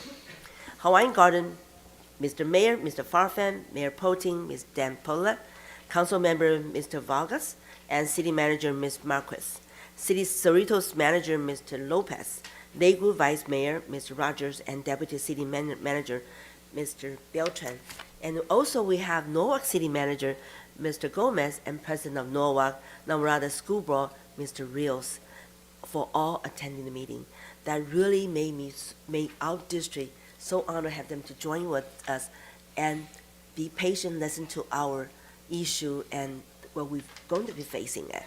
And at the end of the meeting, Atisha Mayor Pro Tem Ali Tosh say thank us to holding the meeting and sharing that he learned so much. He also said we need to have more every once a year, and we say yes, we will hosting this in the future to improve not communication. Like I always say, not one way, it has to be both way. I want to thank you, Dr. Zillow, again, and your cabinets for presenting to our CD partners, and you did an excellent job. That's what we call partnership. The same morning, I invited Tzu Ji Foundation, joined the superintendent, Dr. Zillow, and Heather Summers, the president of ABC Education Foundation, to meet with the Tzu Ji Foundation. The foundation does many great things in the community, and looking forward to partner with them to bring service to community that we serve. I like that they have a focus on green projects, and I especially like the book they share called Ginseng. And that book actually is like a citizenship book. I remember when I was small, we have a special class just for that. I say, hey, what is the proper manner, and then what is the love your country, and how you behave, how you talk to parents, how you talk to principal, all those little tiny things. It's like the book teaching since we were since we're kindergarten all the way to the high school, and I read the book, has no religions there, and that book has all different kind of language, has Spanish, English, Korean, Chinese, and definitely Spanish. So they offer donate a copy to our school library. So I will continue work with them through the superintendent and developing a relationship with the organization like this to serve our students. They're not just helping us, they can also read aloud with our students, and they can, what else they do, donate a scholarship for our high school students. So those are the things, like I said at the very beginning when I elect to be a president, I like to do a bridge to connect the donor, bring some more money to help our children and to help our teacher. They need it. On March 8, attending Cerritos High School Down Varsity Football Banquet, I want to thank Artesia Council Member Renee Trevino and Cerritos Council Member Linda Johnson for their constant support of the Cerritos High School football, and I want to say again, congratulations on a great year of Cerritos High School. On March 12th, I attended Cerritos High School open house event. I was pleased to see so many families on the campus learn more about great things their children are learning. The couple of things, my colleague, our Vice President, Mr. Nishii, we went to see with the career pathway, right? We were shocked that one of the pharmacology program, right, they have all the medication they have there. I say, even me, a nurse practitioner, I haven't seen that many medications in there, and students learning that from there. And some students starting work as a farm technician. If you starting from that route, after you high school graduate, you can go get your license, you can work the pharmacies, and then from there, easy to get you another route to go into the pharmacology program. So those kind of things, Cerritos has so many. Again, not just only Cerritos High School, we have Artesia High School, and we have Gar High School and Winnie High School. We all have different kind of program there. Stay tuned. I know we have some students here. Go online, go visit our ABCUSD, that way, .us, and look for a program that you would like to, and looking forward to go to high school that you want to go.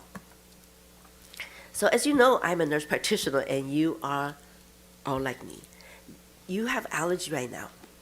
I want to remind all of our students, family, and staff to take good care of yourself as we move through the last part of the school year. Like you can hear my voice low and had an upper congestion here.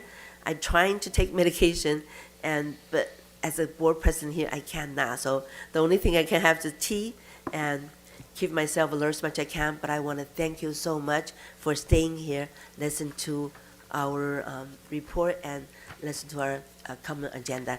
So next one, I will pass to our superintendent, Dr. Zillow. Thank you. Good evening, everyone. Just a little bit going on as we hit in the spring. March is always busy. When you go to a site, they like to talk about March Madness, and they're not talking about basketball, excuse me. So We've done a number of things working with staff. I think a key piece has been our LCAP review and input meetings. We've met with parents, students, staff. Most recently, we met with all of our employee groups, taking input on what we've been doing, where we are currently, and where we're going for the future to develop a new 3-year plan. I was able to also meet with our student board reps to review the agenda. That's always a good meeting where I'm trying to gauge things that interest them and the direction you are moving as a board and the items that we bring forward. It was really great to celebrate the National Schools to Watch with FEDI as we went to the conference. A lot of learning there around ways to engage middle school students. And then just in terms of family collaboration and connections that way, I was able to do the read aloud with families from Nemus, which was a lot of fun. Joining and enjoying the district band festival, that's where there's an adjudication of the music being the music that is being played by the students, not from a perspective of this is just fun to listen to, but from a technical perspective with people from the university level giving feedback to our students. That kind of work and feedback makes it so that they're really highly successful in the fall, when they are doing their big shows. I've been really excited to see that our promotion of reading is underway with our elementary school students all getting to pick a book that they get to take and read for this spring and summer. The kids are very excited when they get to pick their own book. I think what most of them say is, I get to take one?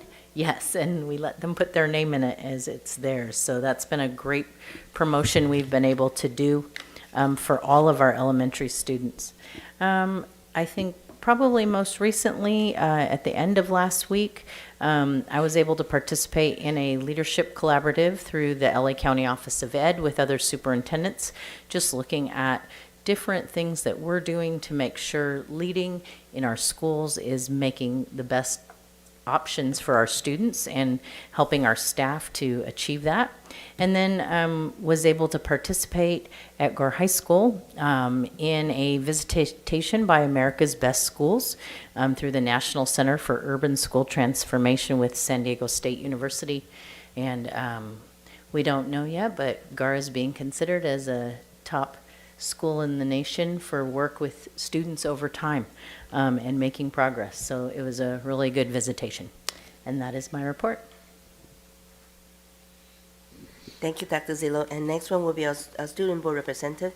We have Michaela Paiser and Sabet Valgara Ramirez and Holly Rice from Tracy High School. I apologize if I mispronounced your name. Oh, there's a baby there back.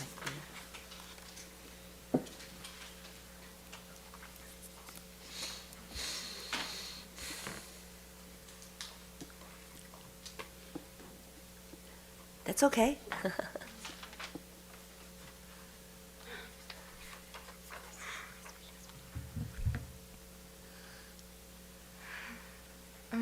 All right. Good evening, President of the Board, Ms. Say, Vice President, Mr. Nishi, Clerk of the Board, Mr. Noyola, distinguished board members, Superintendent, Dr. Zitlo, and Cabinet members, and good evening to everyone else. We would first like to start off by saying a little something about ourselves. First up is Sabet. Hello, everyone. I actually lost my speech, so my name is Sabet Vergara Ramirez, and I was gonna introduce myself, and I didn't. Okay, I'm sorry. First, I'll start off with the reason why I went to Tracy High School, and the reason why I went to Tracy High School was only one reason, which was because during at the end of my sophomore year, I had gotten pregnant. So Gar High School, which was the school I was attended, my home school that I attended before going to Tracy, didn't have the resources I needed there. when I went to my experience in Tracy High School was actually, and as a senior right now, it's actually really, really good. Tracy High School has the teen parent program, which helped me a lot. It educated me on parenting when my son was born, and then it educated me on labor and delivery and prenatal while I was pregnant. They gave me a lot of resources that Gar High School couldn't offer me. They also had to do enrollment program, which I had started when I was pregnant. Because of that, I am going to be graduating with 10 Cerritos College credits that are transferable to for UCs and CSUs. And yeah, that's it. Thank you.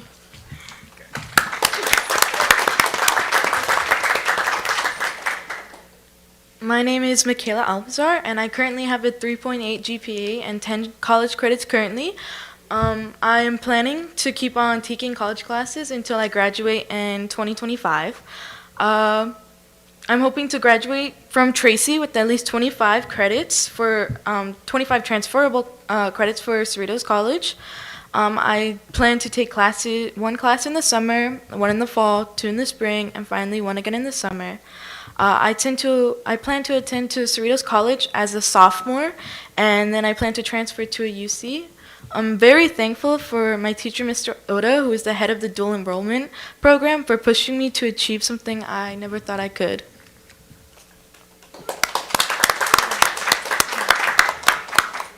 Hello, my name is Haley Rice. I have a 3.5 GPA in college, and I have 7 credits done. I first attended the afternoon program that Tracy has at Artesia High School. I went to the program for about a month before Mr. Justin, a teacher that runs the program, suggested me going to Tracy to get more credits. That influenced me to enroll there. Since being at Tracy, I went from being a student who had bad grades and doesn't attend school to an A and B student who has perfect attendance. I also started college classes with the help of Mr. Oda. I'm currently taking a college class. After this one, I will have completed and passed 3 college classes.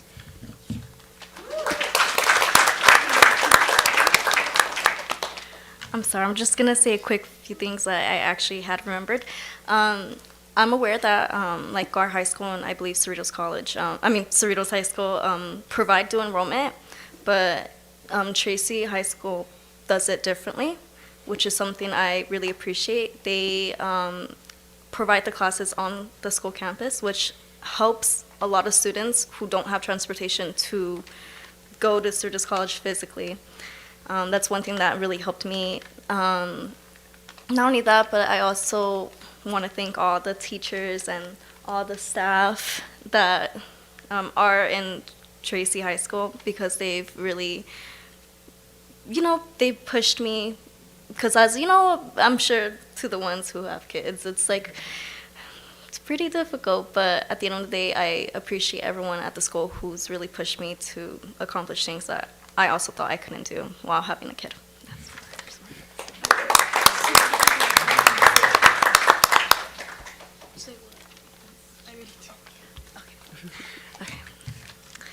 Since our last report in October, much has been going on at Tracy High School. We are excited to be here to share some of our campus highlights as well as upcoming events. In February, we welcomed our new senior counselor, Ms. Priscilla Rodriguez, and also our new project kinship counselor, Ms. Jasmine Gallardo. I'm so sorry, I can't say that right. Ms. Rodriguez has been working with our seniors to help further them on their journeys towards graduation. Ms. Jasmine has been working to support students on campus through counseling and restorative intervention practices. Ms. Jasmine is also a former Tracy High School student. Both Ms. Rodriguez and Ms. Jasmine have made a positive impact on campus already, and we are grateful for their help.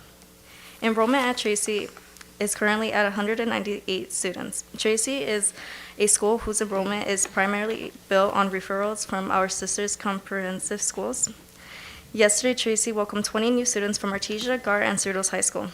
It is the desire of our administrators and teachers to help them get back on track to earn a high school diploma and earn it on time. Recovering the necessary credits, returning to their home school, being successful, and graduating on time is the mission of a student enrolled at Tracy High School. Like our sister comprehensive schools, Tracy High School faculty and staff strive to provide a rich high school experience that includes curricular opportunities beyond credit recovery. Increasing numbers of students at Tracy are participating in dual enrollment.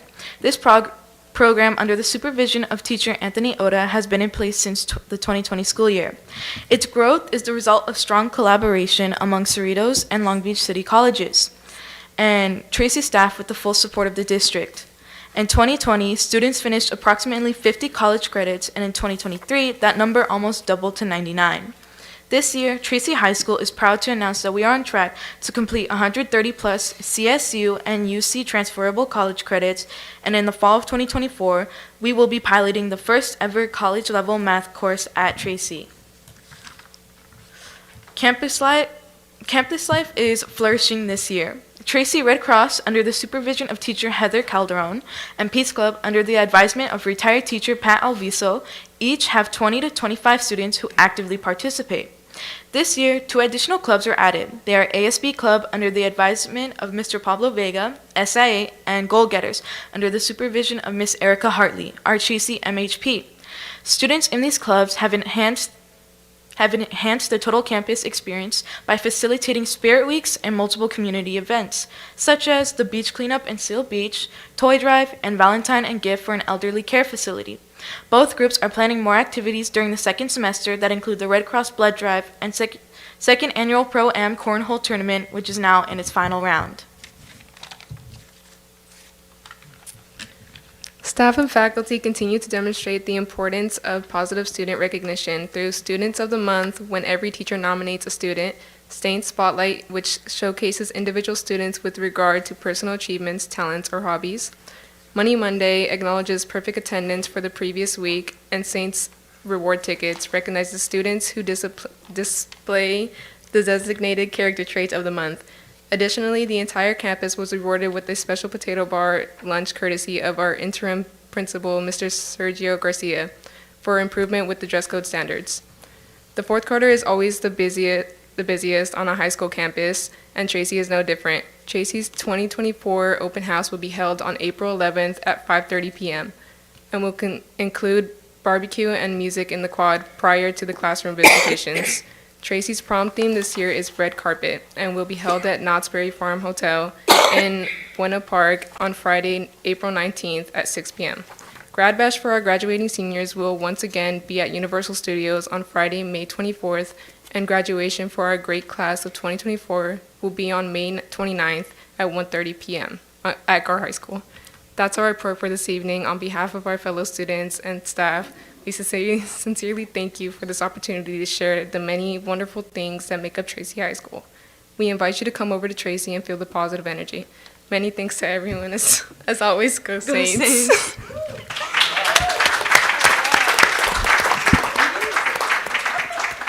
Anything else? Okay, we do have a few from board member Ms. Yu. Yes, first of all, thank you so much, ladies. And where's Mr. Soto or? No, Garcia, Mr. Garcia. Yeah, Mr. Garcia. And then, of course, thank you, Mr. Garcia. Hello. And then, who is the teacher that you guys were referring to that helped you? Oh, yeah, okay. Okay. Okay, can we have them stand up for all their great work? Yay!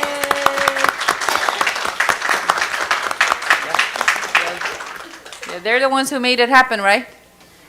Yeah. Thank you. Okay. The next one will be our board clerk, Mr. Noyola.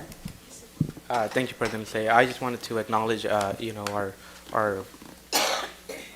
our Tracy Student Council. Thank you guys for being here and sharing those updates and also sharing your guys' personal story. You know, that makes a big difference to how we can support Tracy students. And I know Mr. Oda works very hard to make Tracy a special place, and especially with the dual enrollment but I know everybody at Tracy who works there wears a lot of hats because they care about the students there. So thank you guys. Thanks to the staff, and go Saints.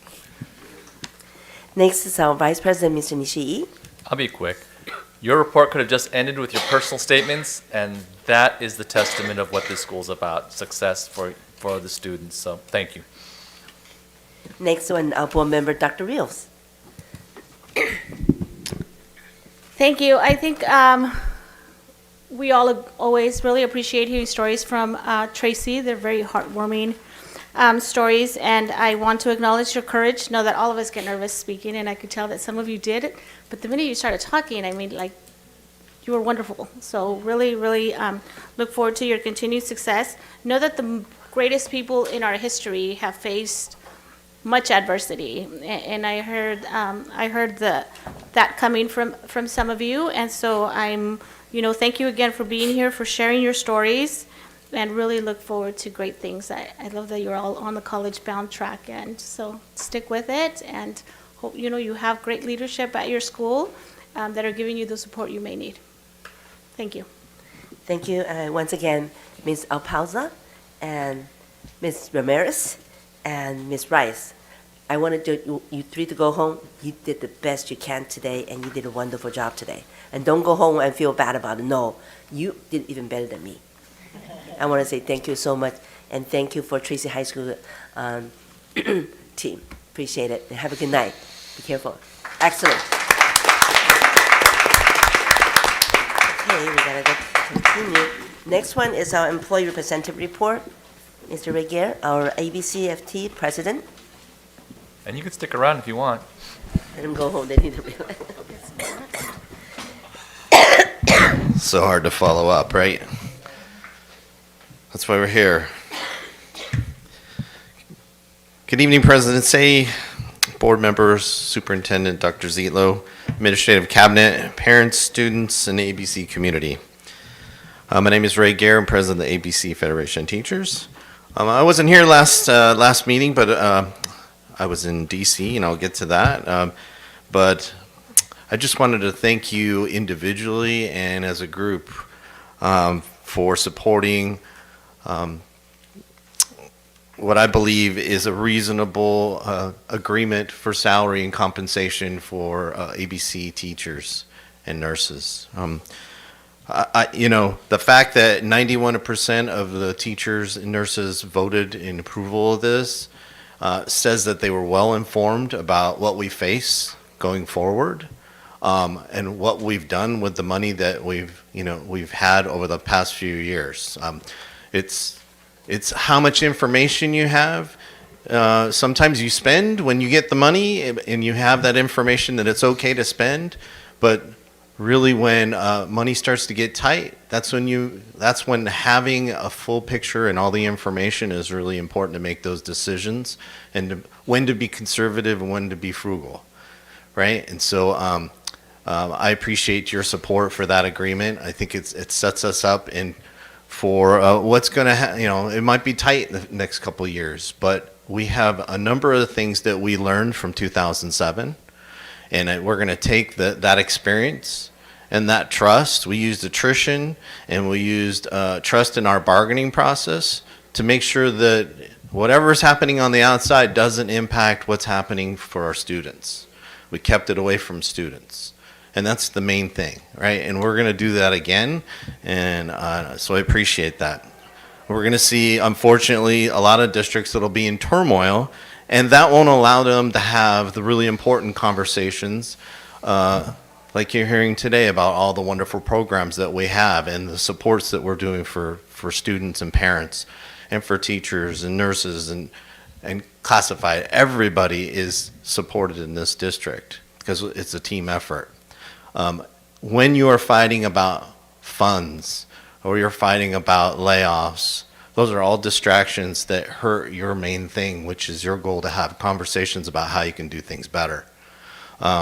You don't have conversations of like Dr. Castro and myself going to math teachers across the district last year and this year to find out why fifth grade, we have a dip, just as everybody does in the state of California, and getting to the heart of that And we're currently talking to secondary teachers in math about how we can improve, what are the strengths of students, what are the strengths of their teaching strategies, how can we improve the delivery and the comprehension of our students, right, so that they can take those to college, to tech, and to other jobs in the future.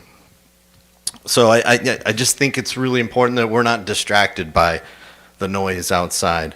When I was in DC, some of the things, I was at what they call the Program Policy Committee for the National American Federation of Teachers. Is something I've been on for 13 years, where I'm sitting in a room with 60 other presidents from Cincinnati, Ohio, all of the Ohio, all the big cities, right? Denver, Houston, New York, they're all there. And ABC is one of the few people that are actually looking at how can we use AI to create, to ease the workload for all of our employees. How can we streamline processes? How can we use student input to better what we do in the classroom? Dr. Castro started with last year, or earlier this year, with student forums, where we're getting input from students about their metacognition, how they learn, what sticks with them, what do they want to see more of, because that's really key. And in our conversations with teachers across the district over the last 2 years, and this is true in all of education, there isn't a lot of conversation between, typically in other districts, between the district office and the principal and the district office and the teachers and the students. You would think that we would all have conversations about how we can make things better and how we would have ownership of it. But those are not typical in education. As they are in most businesses, they're not typical either. So the strength of ABC has always been the communication, and we're looking at it differently. We're getting feedback from teachers, from students, so we can really get into how our craft can work for everybody.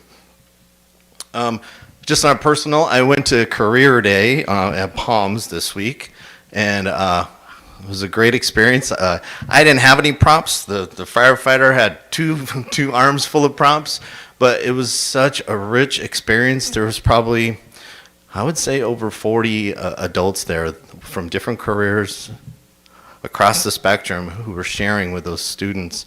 That is such a great experience. It shows them that you can do all kinds of things.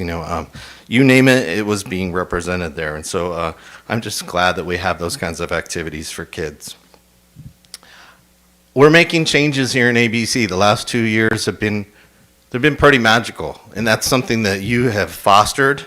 And I like to think of it as, okay, so you know how you get an orchid and then you take it home and it dies, right? And you're like, those are beautiful flowers. And so the last 6 months, I worked really hard to not water too much, water when I need it, put it in the right light, give it the right attention, and be patient. And so I think that's what we're doing here, is eventually this orchid is going to be spectacular. And so it's already great, but I think the patience that you've shown about how this is a new era for ABC. It's a new era in education, and I want to thank you for your support for that and for supporting the employees of ABC. So thanks.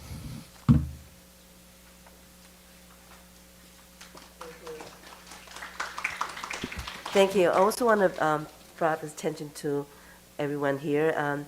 Our superintendent, Dr. Gina Zillow, was Woman of the Year appointed by Michelle Steele, the Congresswoman in California. I want to congratulations to you. And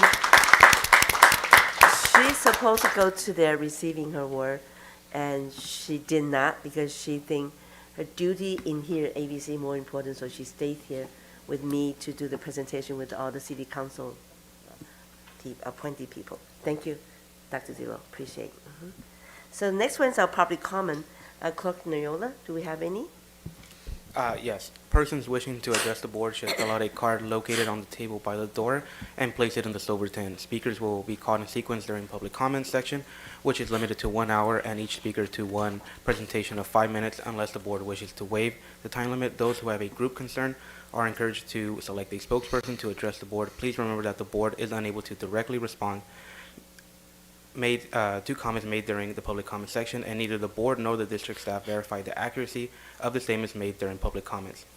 Persons wishing to address the board on a specific agenda item at the time the item is under discussion are limited to 5 minutes each and will be called to speak following the staff comments and prior to the board discussion and taking action. Adverse remarks about a person's race, ancestry, ethnic groups, identification, religion, color, national origin, sex, sexual orientation, gender, mental or physical disability, or age may not be made. Please avoid remarks or charges which reflect upon the character, motives, qualifications, or ability of any school district employee. Concerns presented to the board will be followed up and addressed by the appropriate staff. The first up, we have Margaret Saito, followed by Julie Kim.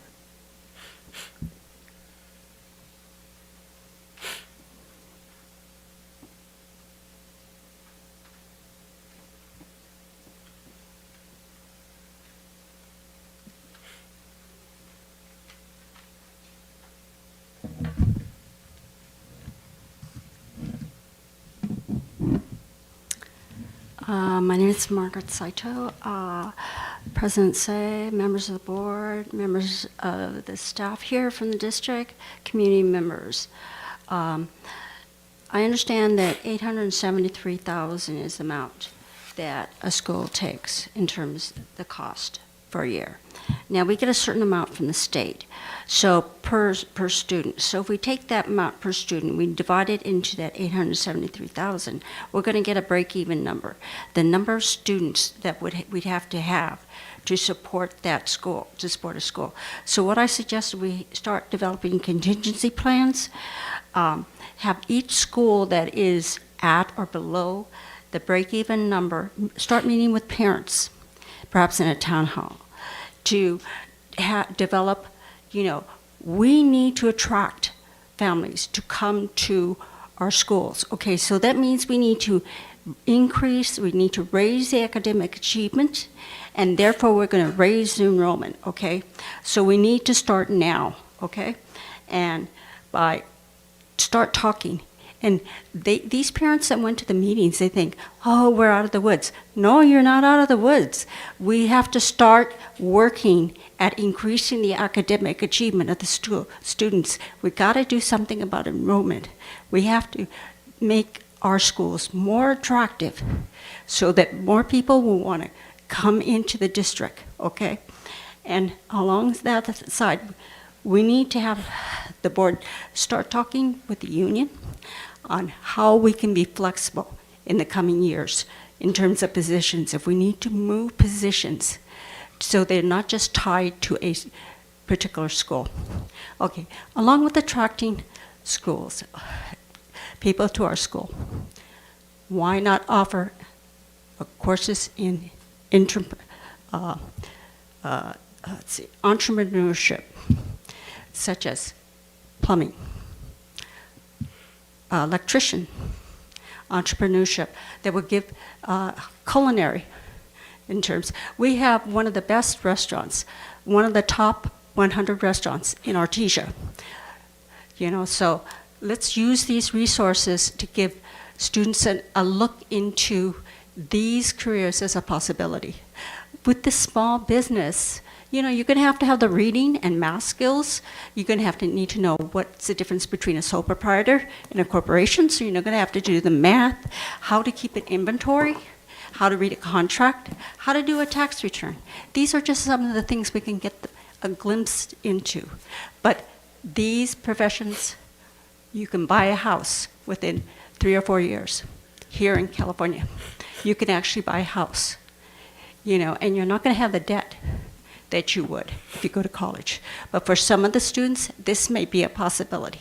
So I think we really need to take a hard look at this, because we have a lot of people that we could bring into the school, use them as resources to develop these kinds of courses. Because I think that, might be attractive to some students. This is an option that they can consider. We want them to have the knowledge that comes with college, but we also want to have them skills. We don't want them to go to college and find, no, this is not for me. But if we give them a glimpse into a small business through developing entrepreneurship with a sole proprietor corporation, we can give them a glimpse of what small businesses do. Because small businesses, these are the heart of the middle class. You can have entry into the middle class. You can own a home here in Southern California. You don't have to go out of state. Okay, that's all. I'd like the board to consider that. Thank you.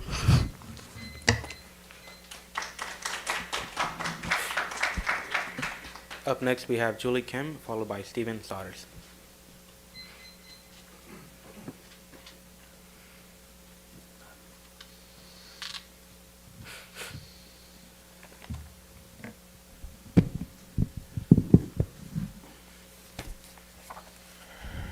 I do want to say I'm grateful, and I want to extend a thank you. I don't know who heard our request, but somewhere between the board and the administrators, a small change was made, and I think one class is very, very happy. So I do want to say thank you. I know you often toil in the background to make the changes that help smooth things out and run the district. And so whoever it was, I do appreciate that a great deal. In greater detail, our daughter at Carver is now able to sit within her class table with other friends and is able to socialize, to truly relax, to get the full measure of the fresh air and the outside, and to lower stress, which is especially important for special education children. And it's a very, very nice change at the school. And the first thing that happened, actually, when that class got to sit at their seats of their choosing, was the entire table started to smile, and they were genuinely delighted to have their break. The second thing that happened is every other 5th and 6th grader asked, how can we get that? And I guess, no good deed goes unpunished, I suppose, but they asked, how come you get to sit like that, and what about us? So I think I want to say in sincere gratitude that you did make these changes happen, and I think it's something that could be considered for all other students at Carver, for them to have the full measure of their break, to get relieved from stress, from the very intense learning process for which they have tested so well. So I really sincerely appreciate that help. But as a small incident, I want to blow it into like a larger view, because things like this are relatively minor and reasonable requests, and they were made at school site councils, and they were made at PTA meetings.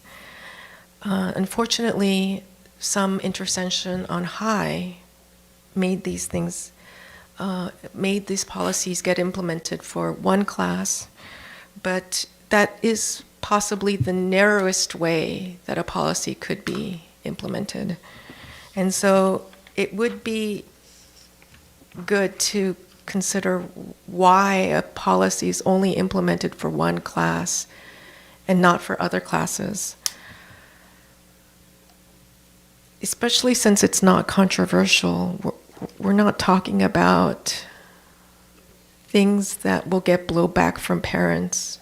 I think we're talking about something that inherently seems fair for any of us when we go to lunch, that we get to sit with the people that we truly enjoy and can relax with before we go back to do the stressful things that we all need to do.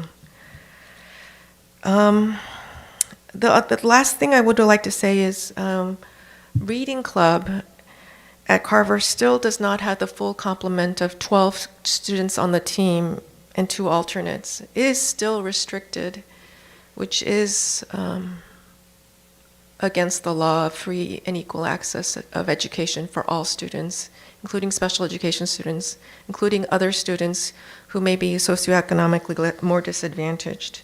And so I would like to say that I hope that this policy could also be changed to allow not just some select number that's actually still less than 14 that all other teams have, but that it could be publicized, because there are still children who expressed desire and from having participated last year, and they do not get to participate this year. So with that in mind, I would just like to say thank you so much for listening and for taking our appeal so seriously. Thank you.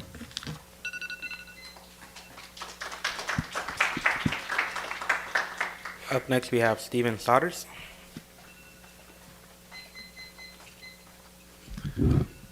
Members of the board, thank you so much for being here. It's good to see all of you again, and it looks like we might get out of here, like I'm going to keep it short on my end, and we might get out of here early. That would be nice. My thoughts are in 3 different places, and we'll try to take you to each one. On the first, I wanted to just second Ms. Saito. There were 2 ideas she mentioned there that I thought were just wonderful. One is engaging the parents at the school site level, at the schools that were, at most at risk of closure. The parents we met uniformly had passion and ideas and engagement. And I think if you engage them at the school site level, one, you'll get good ideas and buy-in, but also if unfortunately at the end, in whatever time when we've tried different things, like I hope this never comes to our district, but if it ever did, having thoroughly engaged those schools in a years-long process would mean that it would be more.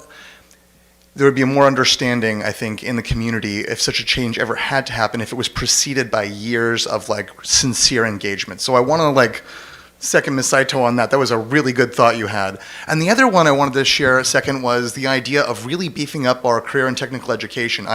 My own brother went to high school in rural New Hampshire, and he said he would not have graduated if it hadn't been for being able to spend half his day at career and technical education. I'm about to try to fly him from New Hampshire to California because I have to do some electrical work at my house. And I did not do any CTE in high school, so I'm gonna get the guy who knows what he's doing to move the plumbing, move the gas lines, and the electricity. But he was able to do that because that was an option, and it really, again, echoing my Saito, that will not only, making those pathways, even clearer in terms of connecting those students with those career paths, I think would strengthen the educational opportunities for them, but it would also, I think, strengthen the district. I can never, honor really robust CTE, and I know we do, and I'm not trying to imply that we don't, I'm just saying doubling down on that, I think is always a good idea. The other thing I wanted to address is that I'd gone to the Artesia City Council meeting. It was really, really awesome. It was good to see folks there. And so I'm addressing you now as board members, but also as just, engaged citizens in our community. You are, by sitting on the board, really engaged people who are connected to the community as a whole.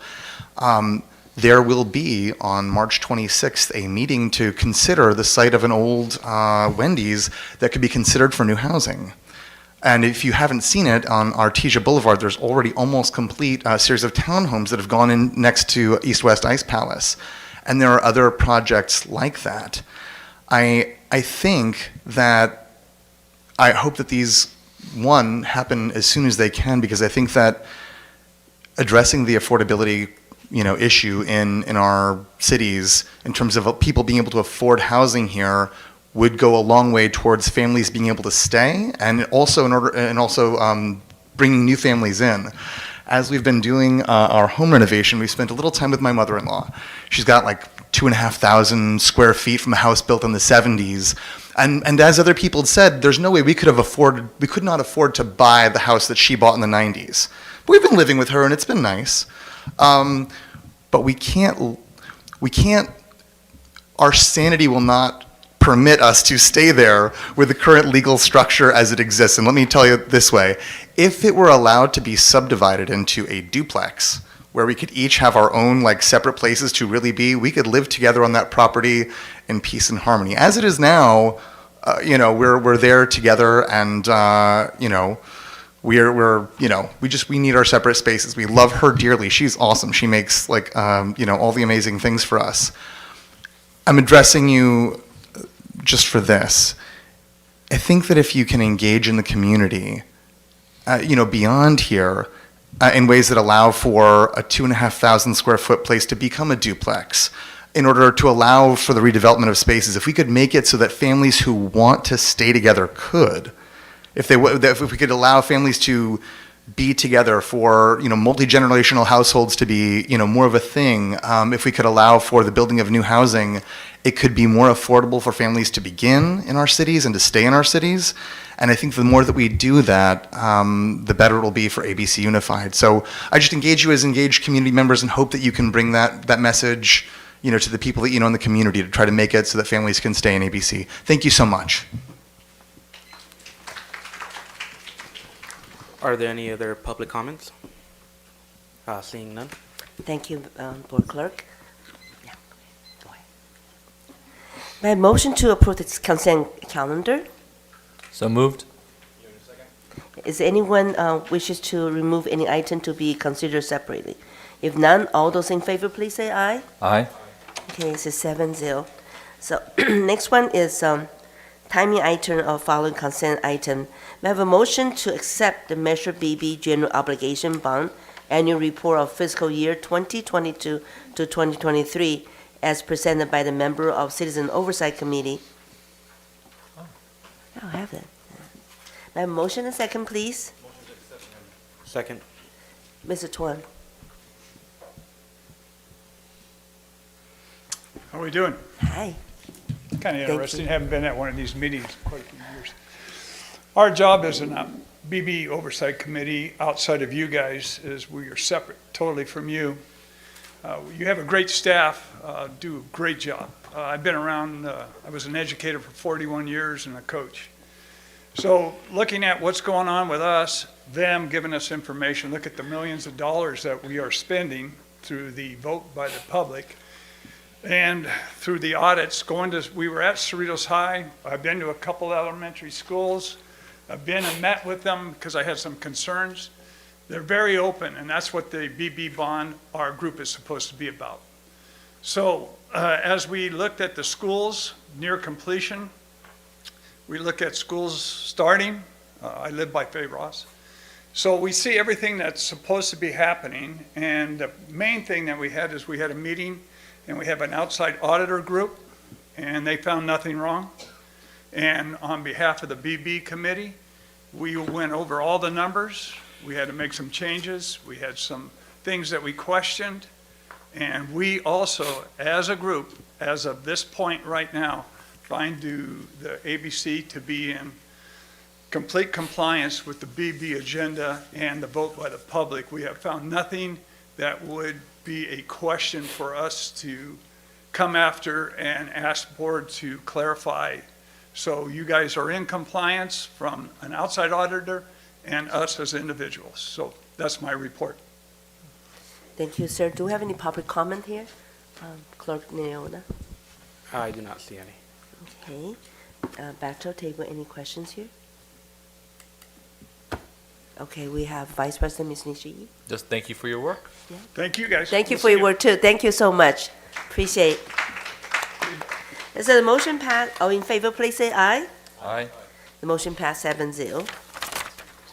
Next one's action item. I have a motion to approve requested contract with the Patching Consultant LLC to provide 2 in-person workshops and 1 study assembly titled Pause Before You Post for District Administration 1 middle school and 1 evening parent event for 2023 to 2024 school year. May I have a motion and second? So moved. You on your second? Thank you, Mr. Nguyen.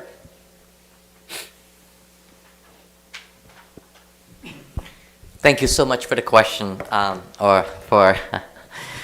we are trying this contract out. pause before you post. We are going to train all the 7th graders at Haskell Middle School. We're going to train secondary administrators and the teachers there to see if this is beneficial for our students, and then we will move forward and full implementation next year should the feedback come back positive. So we are looking to do this to bring awareness to students, you know, so they could be more conscious. They could be what we would like to call positive social engagement or social media engagement, if you will. So there's things they can learn from to protect themselves, mainly just to protect themselves. So we're asking the board for this approval for $5,500, 3 trainings total. Thank you, sir. Board Clerk, do we have any comment, public comment? I do not see any. If none, all those in favor, please say aye. Oh, sorry, we have one here. Vice President Ms. Nshi. So really quick, they're going to have one at the middle school. Is it going to be after school? It's going to be, it has to, it depends on the 3 trainings, right? The one with parents will be after school. The one with the students is going to be during the school day. So it will only be open to the students at that school? It's going to be open, right, correct. This is just at the Haskell Middle School. Just at Haskell? Okay. Correct. All right. Okay. All those in favor, please say aye. Aye. Motion passed 7-0. May I have a motion to approve revised board policy 1112 media relations? A motion and second, please. So moved. You on your second? Thank you. Dr. Fisher? Thank you, Madam President. As you know, monthly we meet with our Legislative Policy Board Advisory Committee to review any new proposed administrative regulations or board policies that might need to be updated. And so we're bringing forward revised board policy 1112 media relations, and we're bringing that forward as presented. Thank you. Thank you. Do we have any public comment? I do not see any. Any discussion with my colleague? If none, all those in favor, please say aye. Aye. 3.5-8, may I have a motion to approve the requested contract with the Galileo Learning to provide approximately 924 K to 6th grade students with the 10 one-hour hands-on STEM enrichment classes, class supply kits, and in-person teaching training for the 2023 to 2024 school year and for the 2024 elementary summer enrichment program. Motion and second, please. So moved, Nishi. Second. Dr. Castro? Thank you. This item is in reference to the summer school enrichment programs that we're offering our students. Although the content of our summer programs focuses on English and math skills, we do want to make sure we're engaging students with hands-on activities that focus on science, technology, engineering, art, and math. And so Galileo provides all of that support for our students, providing them an enrichment experience at the school site during summer school, which then they can take home once they are done. Thank you, Dr. Castro. Do we have any public comments? I do not see any. We do have one board member, Vice President Ms. Nishii. Thank you, Madam President. Thank you for the excellent report, by the way. The details are very important, the way you put that out there. Really quick, though, what is the metric for success for this particular program to continue? For this particular program, we're looking at engaging students. So we are looking at attendance metrics, which are the important piece of our LCAP support program. So we are looking at making sure that students want to continue to come to summer school and feel engaged in the summer school program. So attendance is the metric? Yes, and they'll also be conducting a self-rating about how students see themselves as problem solvers and overcoming challenges, because that's one of the big components of this structured seminar that they'll be experiencing. So when this program comes up for a vote next year, potentially, then we'll have the metrics to show that it was successful? Yes. Thank you. Okay. All those in favor, please say aye. Aye. Motion passes 7-0. Item 3.6-8, may I have a motion to approve request to contract with Daydream LLC DBA, the Coder School Cerritos, to provide two-week coding program, one in April 2024 and one in June 2024. By motion and second. Second. Thank you, Dr. Castro. Thank you. Again, these are programs that are specific to our summer. This is in particular to our migrant education program. There's two components to this, which is a 2-week program at Ferguson and Hawaiian, which happens during the school year, particularly at those school sites because we have a larger migrant ed population. And then another 2-week program being held in the summer program that is going to be located at Ferguson Elementary so that students can continue their enrichment and learning as part of this migrant education summer program. Thank you. Do we have any public comment? I do not see any. I do see one board member, Vice President Ms. Nishii. So I've seen the Coder School for Cerritos being approved for other contracts for other schools, correct? Not just always Ferguson. Not this particular one, but I know. Yes, yes, they have been used by other schools. In our district? Yes. Thank you. See no more. All those in favor, please say aye. Aye. Motion passed 7-0. Item 3.7-8, may I have a motion to approve request to contract with Wingtree Education Incorporation to provide first to sixth grader migrant education students a 2-week STEM program in June and July 2024. I need a motion and second. So moved. Approved. Second, right. Thank you. Dr. Castro, back to you again. Again, as previously described, this program is to support our summer programming. For migrant education, there are specific requirements that we must provide enrichment opportunities in addition to what the district offers, and so this is intended to extend student learning beyond the additional summer programs that are being offered through our traditional programs. Thank you, Dr. Castro. I do know you and I have same problem with the sinus issue here, and I thank you. Stay so long with us and to present all the things you're supposed to present. I appreciate it. Any public comments we have here? I do not see any. Okay, do we have any? Seeing none, please say, all in favor, please say aye. Aye. Motion passed 7. 3.8-A, may I have a motion to approve request to contract with Cyber Forward Academy, LLC, Future and Focus DBA Dreamcatcher, Keycode Media, Josh Fryman, DBA, and 10 Digital Media. Oh, that was a lot. That's good things here we have here offered to our students. The Regents of the University of California to provide summer career technical education, we call CTE, enrichment program for students in grades 7 to 10 for the 2023 to 2024 summer school. And I have a motion and second. So moved. Second. Dr. Castro. Again, these are summer programs to extend and enrich the learning by students.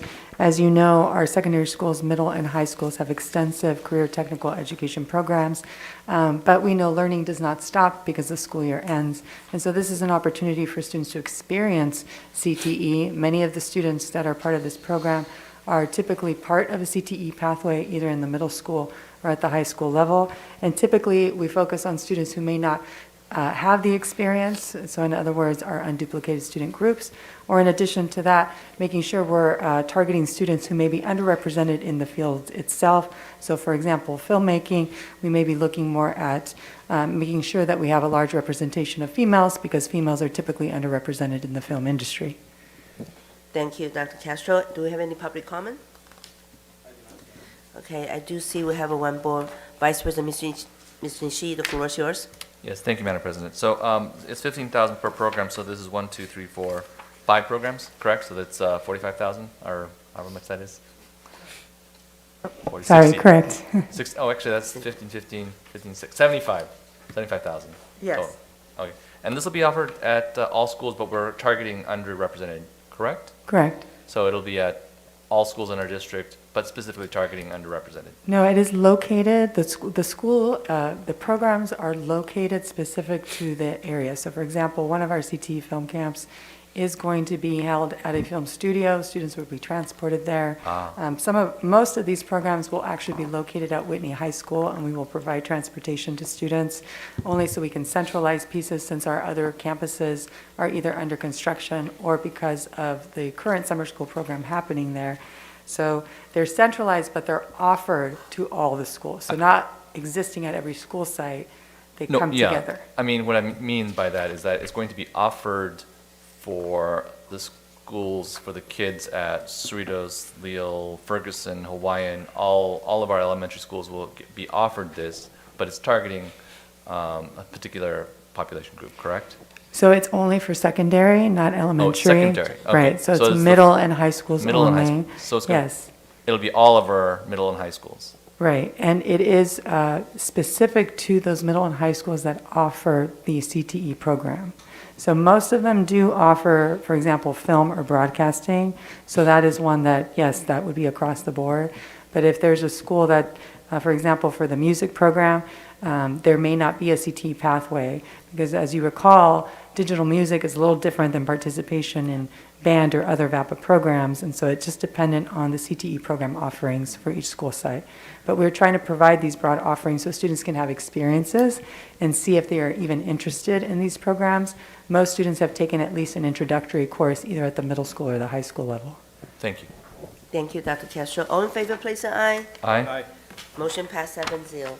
Next one is 3.9-A. May I have a motion to approve new VAPA CTE courses titled Introduction of Performance Music and Live Events, Intermediate Stage Event Technology, Advanced Stage Event Technology, Intermediate CTE Theater, Advanced CTE Theater, Studio Art 1 and Studio Art 2 to begin the fall of the 2024 to 2025 year. Motion and second, please. Motion? Second. Dr. Castro? Thank you. I'm pretty sure you can see that there's a theme here of expanding services and support around career technical education. So these are courses that are set to be implemented starting in the fall of 2024. Thank you. Any public comment that we have here? I do not see any. Any discussion from my board? Seeing none, all those in favor say aye. Aye. 7-0. Now, it's, I'm sorry. Oh, 6-0, sorry, yeah. Thank you for reminding me.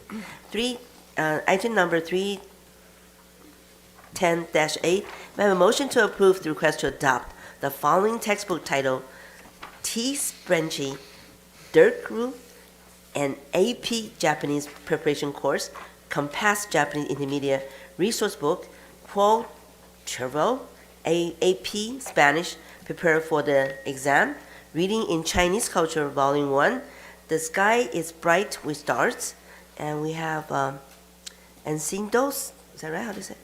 Anadotus, I'm sorry. Can't see things well anymore. Anadotus Initial, Vidia Aconida. See, this is the culture things. I need to learn more better on that. Cultura, Level 3, and Encindos Vida. Folks can help me on Spanish when okay. I'm going to have Dr. Rios help me read that, please. Start with level. The Musician's Guide to... The Musician's Guide to Theory and Analysis. Oh, those are in English, Madam President. The other one was Anécdotas, Vida, Actualidad and Cultura, Okay, level 1 and 2. Thank you so much. I appreciate it. Happy to help. I thought I learned some Spanish when I work in San Francisco. Now I realize how poor I am, but I will learn more from now on. And I did prepare before tonight's meeting, but again, when I get to the podium here, I get nervous, just like the student. So the Musician's Guide to the Theory and Analysis Workbook and Ear Training Guide to Oral Skills, Science Scene, 4th edition, and the Musician's Guide to Theory and Analysis, 4th AP edition, Digital Student Access for the 2024 to 2025 school year. Motion and second, please. Motion approved, Eugenio. Second. Dr. Castro.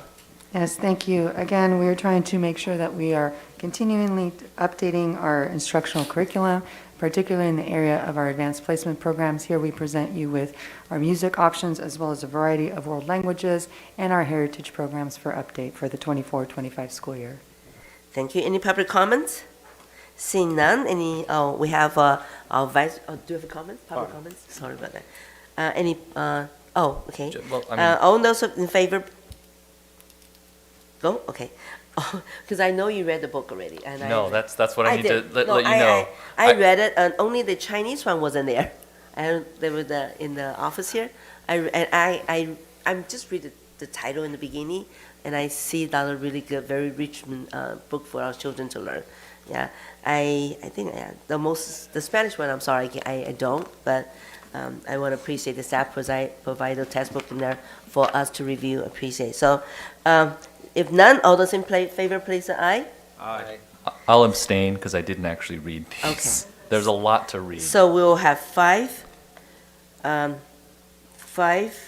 then 0, and then 1 absent. 1 absent, right? Yeah, okay, thank you. 3-11-A, may I have a motion to approve request to submit an application to the California Department of Education for the College and Career Access Pathway Grant. Motion second, please. Motion. Second. Dr. Castro. Thank you. I'm bringing this item forward as presented. Thank you. Any public comments? No discussion from board. All those in favor, please say aye. Aye. 7, Win that that will be grant. 5, 6, 0. Item number 3.12-A, may I have a motion to approve request to submit an application to California Department of Education for the Middle College and Early College Grant. Motion second, please. Motion approved, Eugenio. Thank you. Dr. Castro? Again, I'm going to bring this item forward as presented with one note, and that is that anytime we apply for grants and we work towards implementing once we are awarded, we make sure that we partner with all of our educational partners, parents, students, staff, particularly you're going to help us in implementing these programs to make sure that all community voices are heard in this process. Thank you. Dr. Castro, do you have water there? I know you've been talking. Thank you, though. Appreciate it. Okay, we do have one, which is our board member, Dr. Rios. Well, I think today when Tracy's students spoke to us, I know that sometimes we have an idea of who is destined to go to college. And I'm glad that they shared with us that we're all taking college credit classes. And so I hope that that helps to remind us that we don't get to make decisions for kids about whether or not they have what it takes, that we just need to believe that they all do. So I'm glad that this is going to expand those services. Thank you. Thank you, Dr. Rios. All about motivation here we were talking about, and I appreciate the staff you have done for our school and also students too. So seeing no one, all those in favor, please say aye. Aye. So motion passed 6-0. May I have a motion to approve 4.6-A, my motion to approve bid award ABC 1643 E-rate unit price data cable to AMS net and lowest responsive and responsible bidder with the option to renew annually up to 4 additional years. Motion second, please. So moved. Second. Thank you. Mr. Nguyen, your turn now. Thank you, President. Say, as required by the E-rate program, we are required to go out to bid for the data cabling system at the districts, or drops, if you will, or throughout this district. The E-rate program provides 80% of the funding for the cost of the project. The district will pay up to 20%. So we are fortunate to receive 5 competitive bidders in that for the bid, and we are recommending AMS.net at the lowest responsive and the responsible bidder. It is anticipated that we will spend about $621,000 per year on data cabling, and the district share would be 20% of that, or about $124,000. Thank you, sir. Do we have any public comment? I do not see any. I see one, Vice President Mr. Nishii. I think Tuan knows what the question is going to be. What is the explanation for the difference in the bid between the number 1 and number 2? In terms of the bidder, or? Yes, in terms of the quality of the bid or whatever, because it's more than 20%. Correct. So they all have a chance to attend the job walk with us. They understand the scope of the work. AMS.net has been working with us and for us in the past, so they understand, the district at times depends on their operation, like I've always said, right? Their capacity, their availability, and their expertise in the field. They know that they have to put in a good competitive bid that would, for their organization and for the district. And that's how they're confident enough to have the low bid here. Yes. Correct. Thank you. All those in favor, please say aye. Aye. Aye. Motion passed 6-0. 4.7-A, my motion to approve contract with the Crown Castro Fiber for internet services for 3 years. Motion second, please. Approve, Eugenio. Second. Thank you. Mr. Nguyen. Thank you again. We are required by the E-rate program to go out to bid for internet services, and we're happy to report that Crown Castle Fiber is the lowest bidder with $6,268 a month. The district share of that is about 10% or $626 for internet services for the entire district. Thank you. Seeing none, all those in favor, please say aye. Aye. Motion passed 6-0. Next one's our board member reports. I have Dr. Hino. Thank you, Madam President. I just want to give an early greeting for a happy Easter to everyone, and I hope everyone has a safe and relaxing spring break. May God bless you all and keep you well. Madam President. Thank you, sir. And next one, our board member, Ms. Beach. Thank you, Madam President. Also have a quick report. I attended a Nixon Watchdog meeting, met with a representative from the Community Family Guidance Center, and I also wanted to wish all of our students and families a happy Easter. Enjoy your spring break. Thank you. Next one will be our board clerk, Mr. Noyola. Thank you, President Say. Like I mentioned earlier today, I did get to visit Nixon Academy, where I got to tour the school, play a little bit dodgeball, and also meet some of the dads from the Watchdog program. It was very, very insightful. And actually, some of the kids were very excited to see the dads on campus, so that's a big plus.